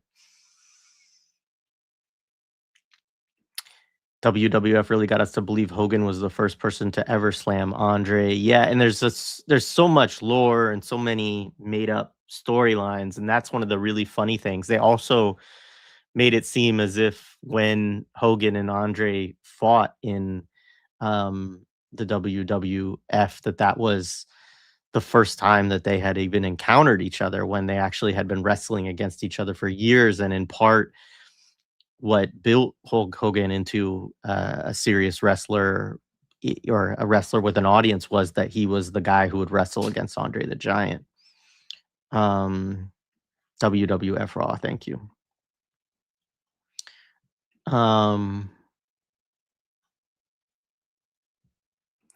This is a wild story. Might be fake, but Jesse Ventura, I guess that means wrestling might be fake, but Jesse Ventura threw someone onto the crowd and broke my mom's engagement ring. True story. Yeah, and I think this was always the thing. My parents would point to the fakeness of it. And I think they, it's interesting listening to WWF guys talk about it, Vince McMahon, but others talk about it as well, of saying it wasn't fake. The outcomes were predetermined. And I think that's an interesting distinction to make, right? I mean, there's obviously, you can tell that there's the whole pulling of punches and like stomping on the ground to make it seem like there's a hit and that kind of stuff. But all of the jumping, all of the throwing people, all of the suplexes and everything else, like, even though they're trying to do these things in a way that they're not trying to like really injure each other, it's unavoidable. Like, people go flying out of the ring and land on concrete or flying into the crowd or all of that. And I think that, imagine trying to do that for 7 days a week and the type of athlete that you would have to be able to take that kind of punishment and also just sustain the energy to do these things for these long matches between these really strong folks. And so, yeah, I mean, it's probably calling it fake is definitely you know, I think that's a misnomer, but it is the whole kayfabe thing. It is the whole Vince McMahon pick the winners. It's that kind of stuff. I think that um I don't know, that always bothered me even as a young person knowing that of like, well, why am I going to watch something if somebody has already determined what's going to happen? Um Erica Haynes, that was my era, suck it. um Yokozuna was Samoan, not Japanese. Again, this was the comment. Leilani Kai was faux Naka, fake Kanaki Mali. Apologies if I mispronounce. I didn't know this. Mula got a horrible history. She was pimping out them women.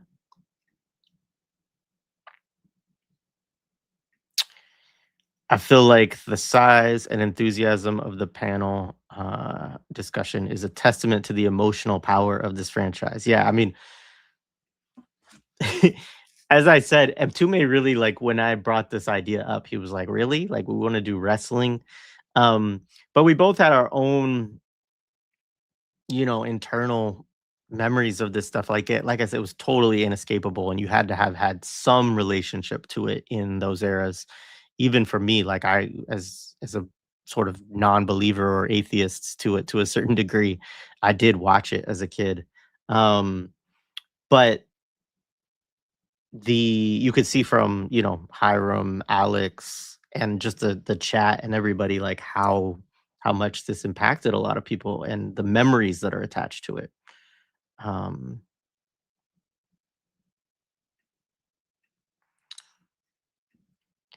Vince was a notorious sex pest. It only recently caught up with him. Hell, even Becky Lynch said recently there was another guy doing quid pro quo. Yeah, I mean, there's a lot of that gets brought up in the Mr. McMahon series, which is interesting because Simmons did it, and I think he largely wanted it to be a kind of puff piece for McMahon in a certain way and couldn't avoid all of the, rampant sexual stuff that came out even amid them working on the documentary. I would say it still hasn't caught up to him in the degree that it should ultimately, but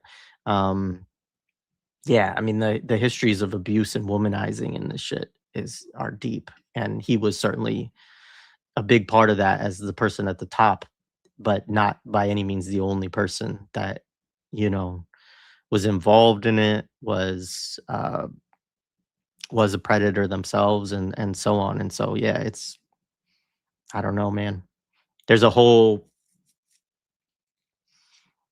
lot of discussion I think that I would like to delve into about the histories of abuse and sexual predation within entertainment in the United States more broadly. And I don't know the extent to which that's um there's a specific character of that within Empire, or if it's just a broad thing that you can point out to entertainment within a lot of different societies. But there's certainly a lot of it within Empire. We've gotten all the Hollywood stuff, and there's a lot, and then you get it with music industry, right? You see it in that Diddy documentary. I mean, it's a lot.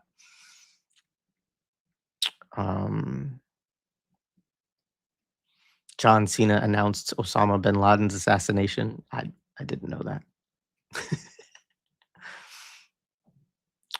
Appreciated all of these super chats. I apologize if we did not really, get into this, and maybe if we do a follow up at some point, I'll engage some of this work to look at it and add another dimension to it.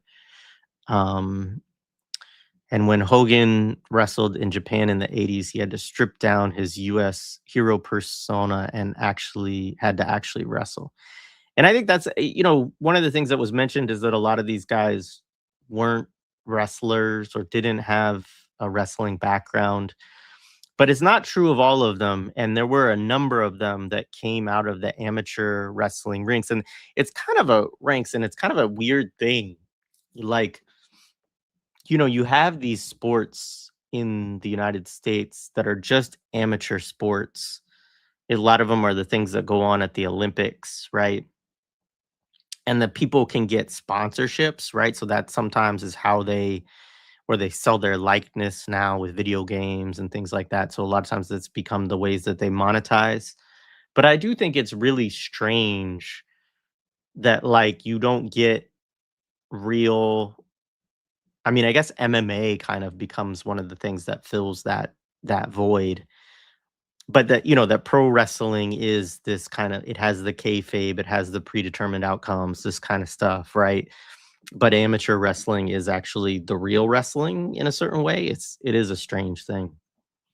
But it's not the only sport that's like that. Like there's a lot of those things where, you know, they didn't figure out how to monetize it for an audience in its real form as a sport. So the amateur is where the best stuff happens.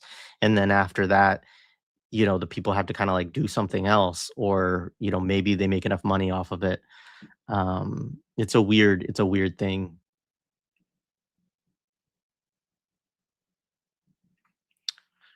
The ironic thing about WWF, just like USA, every era of them was not original. You can go through every era and trace it back to another wrestling promotion. Another thing I would say too, I don't think you're talking about USA, the network. I think you're talking about the country, or the fictitious settler colony. But what I would say about thinking about USA Network and some of these is that wrestling became this vehicle too for certain networks in the early cable years to kind of become relevant, right? I think in a lot of ways TNT and TBS rode wrestling as a way to like reach large audiences, USA as well.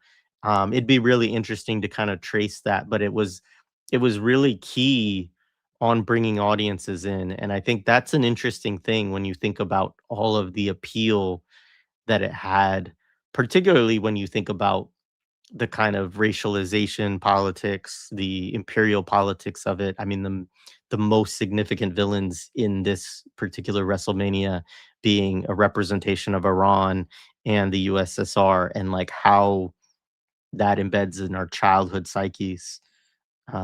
Yeah. Um,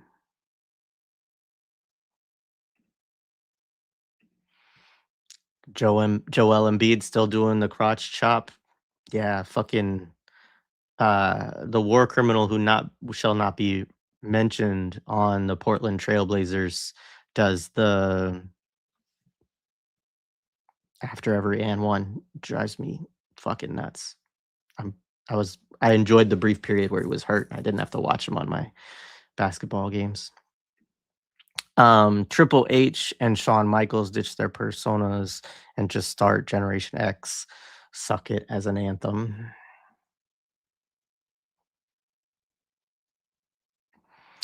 Same logic as why the NFL has to fine Aziz Al-Shahir for the Stop the Genocide eye black. Yeah, I saw that. Appreciated that he did it anyways, knowing that he would get the fine. Same thing with Kaepernick, right? They couldn't allow Kaepernick to continue to be in the NFL. Appreciate again the super chat. Vince in the 80s was like a wrestling yuppie. Yeah, it's very weird to watch Vince McMahon kind of through the different eras. And especially once he hits his own heel era, and then it gets really gross.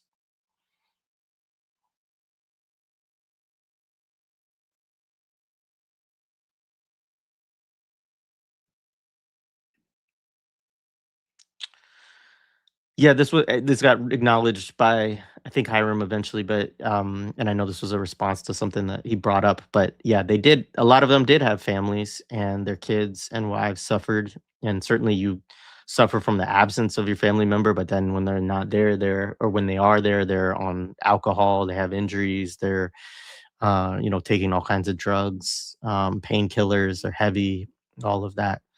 Um, and so the abusiveness and all of that.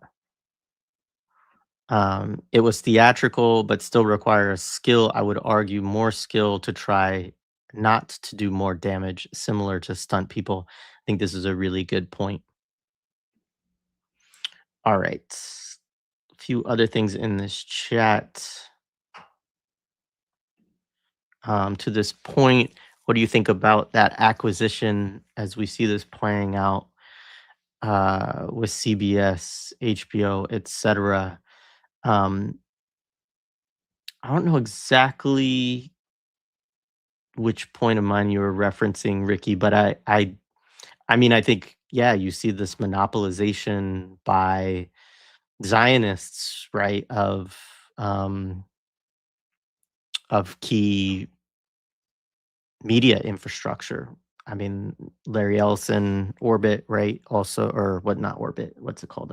Oracle buying up CBS, which is also buying Paramount, right? They're the same company, and then and Paramount Plus was also the one that put out that horrible. I don't think anybody watched it, fortunately, but they did like some uh, version of October 7th as a movie.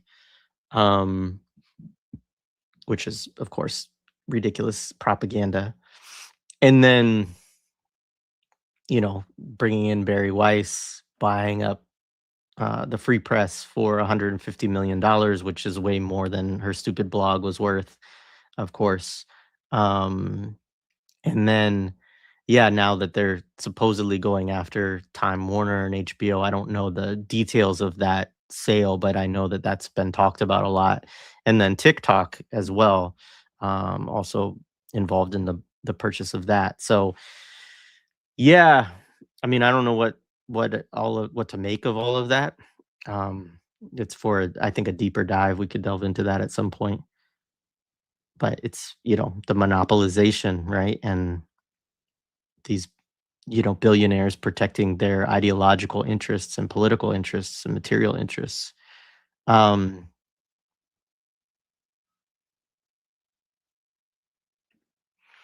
Wrestling really affected so many of us, but what is the thing, the X factor that had us in so deep? Looking back as someone who cannot stand to watch pro wrestling today, what kind of spell was that?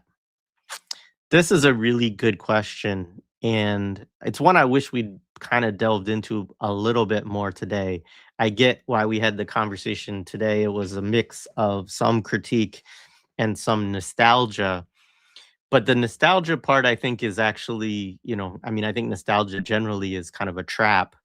It covers over what's going on ideological, or it becomes your kind of excuse, or I don't want to take away from what Alex is saying in terms of, in order to connect with community members and organize, it's helpful for him to bring in Malcolm X combined with wrestling, figures and a certain amount of bravado and kayfabe and whatever else. Like, I do think there are things that you can pull in, but I think what's happening there though is like that's a recognition of a tactical level, that there's some tactics that are deployed that are effective, but those tactics are being used for psychological warfare. And I think that's the thing that, in particular, when I read out that part about the recollection of Tony Atlas and what was his name? Bruce something. Bruce, I'll pull it up in a second. Around Bruce Pritchard, around how they demonized, Iran and the Soviet Union. And then he brought in, talking about Japan and the Nazis, and we could add the Vietnamese and the Imperial 80s and all of this, is that they make this excuse, right, of like, well, we're just reflecting, dominant society. But and there's some element of that for sure. But I think it's partly like, it's like, okay, well, the United States is going to war with people, right? And so the culture industry's job is to promote that, to promote the US's interests, and to make it to where the people who are in the country believe that they have to support that thing. And that's always been the case within media. I mean, when we did our thing on forgeries of memory and meaning, Cedric Robinson's book, Mtume and I last year, like when you go through that history, that's what Hollywood is doing all along, right? They're like, oh, there was the Mexican Revolution. Well, we better start demonizing Mexicans in films. Like, oh, you have these, so it's always, and I mean, Jared Ball's work around media and psychological warfare. So what I think is interesting about wrestling is that you can look at it and say, sure, there's like the technical skill, sure, there's the nostalgia we have, but the reason it's successful is because of its understanding of how to tap into certain things. They call it dark psychology in certain spheres or whatever, of ways to get into our brains, right? And get us to kind of turn off our critical thinking and just do the thing that Mtume was talking about, which is say, this is just entertainment, right? Like, if you critique it, then suddenly you're like, oh, come on, you don't want to have fun. Like, it's just for fun. Like, yeah, nobody thinks that the Junkyard Dog is really like that, but it's, it's fun. And it's like and suddenly you've created a show where every representation of a black male in it is a certain kind and is like way outside of the way that black people talked, or so it's all it all becomes these caricatures. And then when you start to critique that stuff or take some of it away from people, this is where you get like the anti-wokeness backlash from the right, of like, oh, well, we can't laugh at this anymore, it's not fun, we can't, now we're being too politically correct and all of this.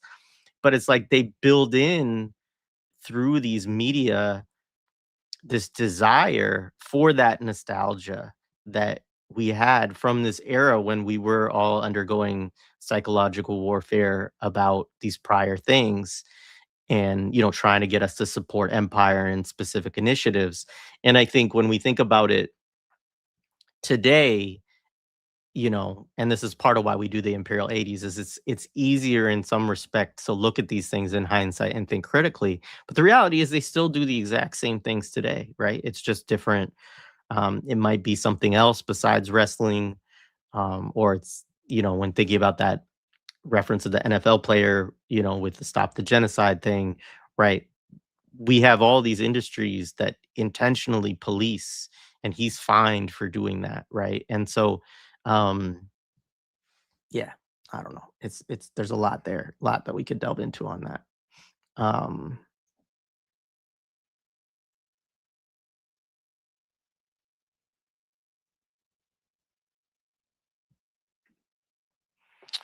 I was just wondering if it was the beginning of what we see today around that time was the WB acquisition as well.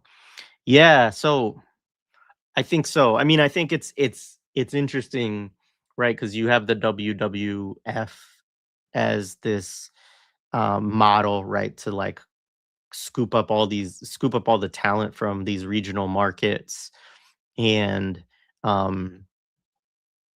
create a national product and then connect that and use cable and other things to connect that in.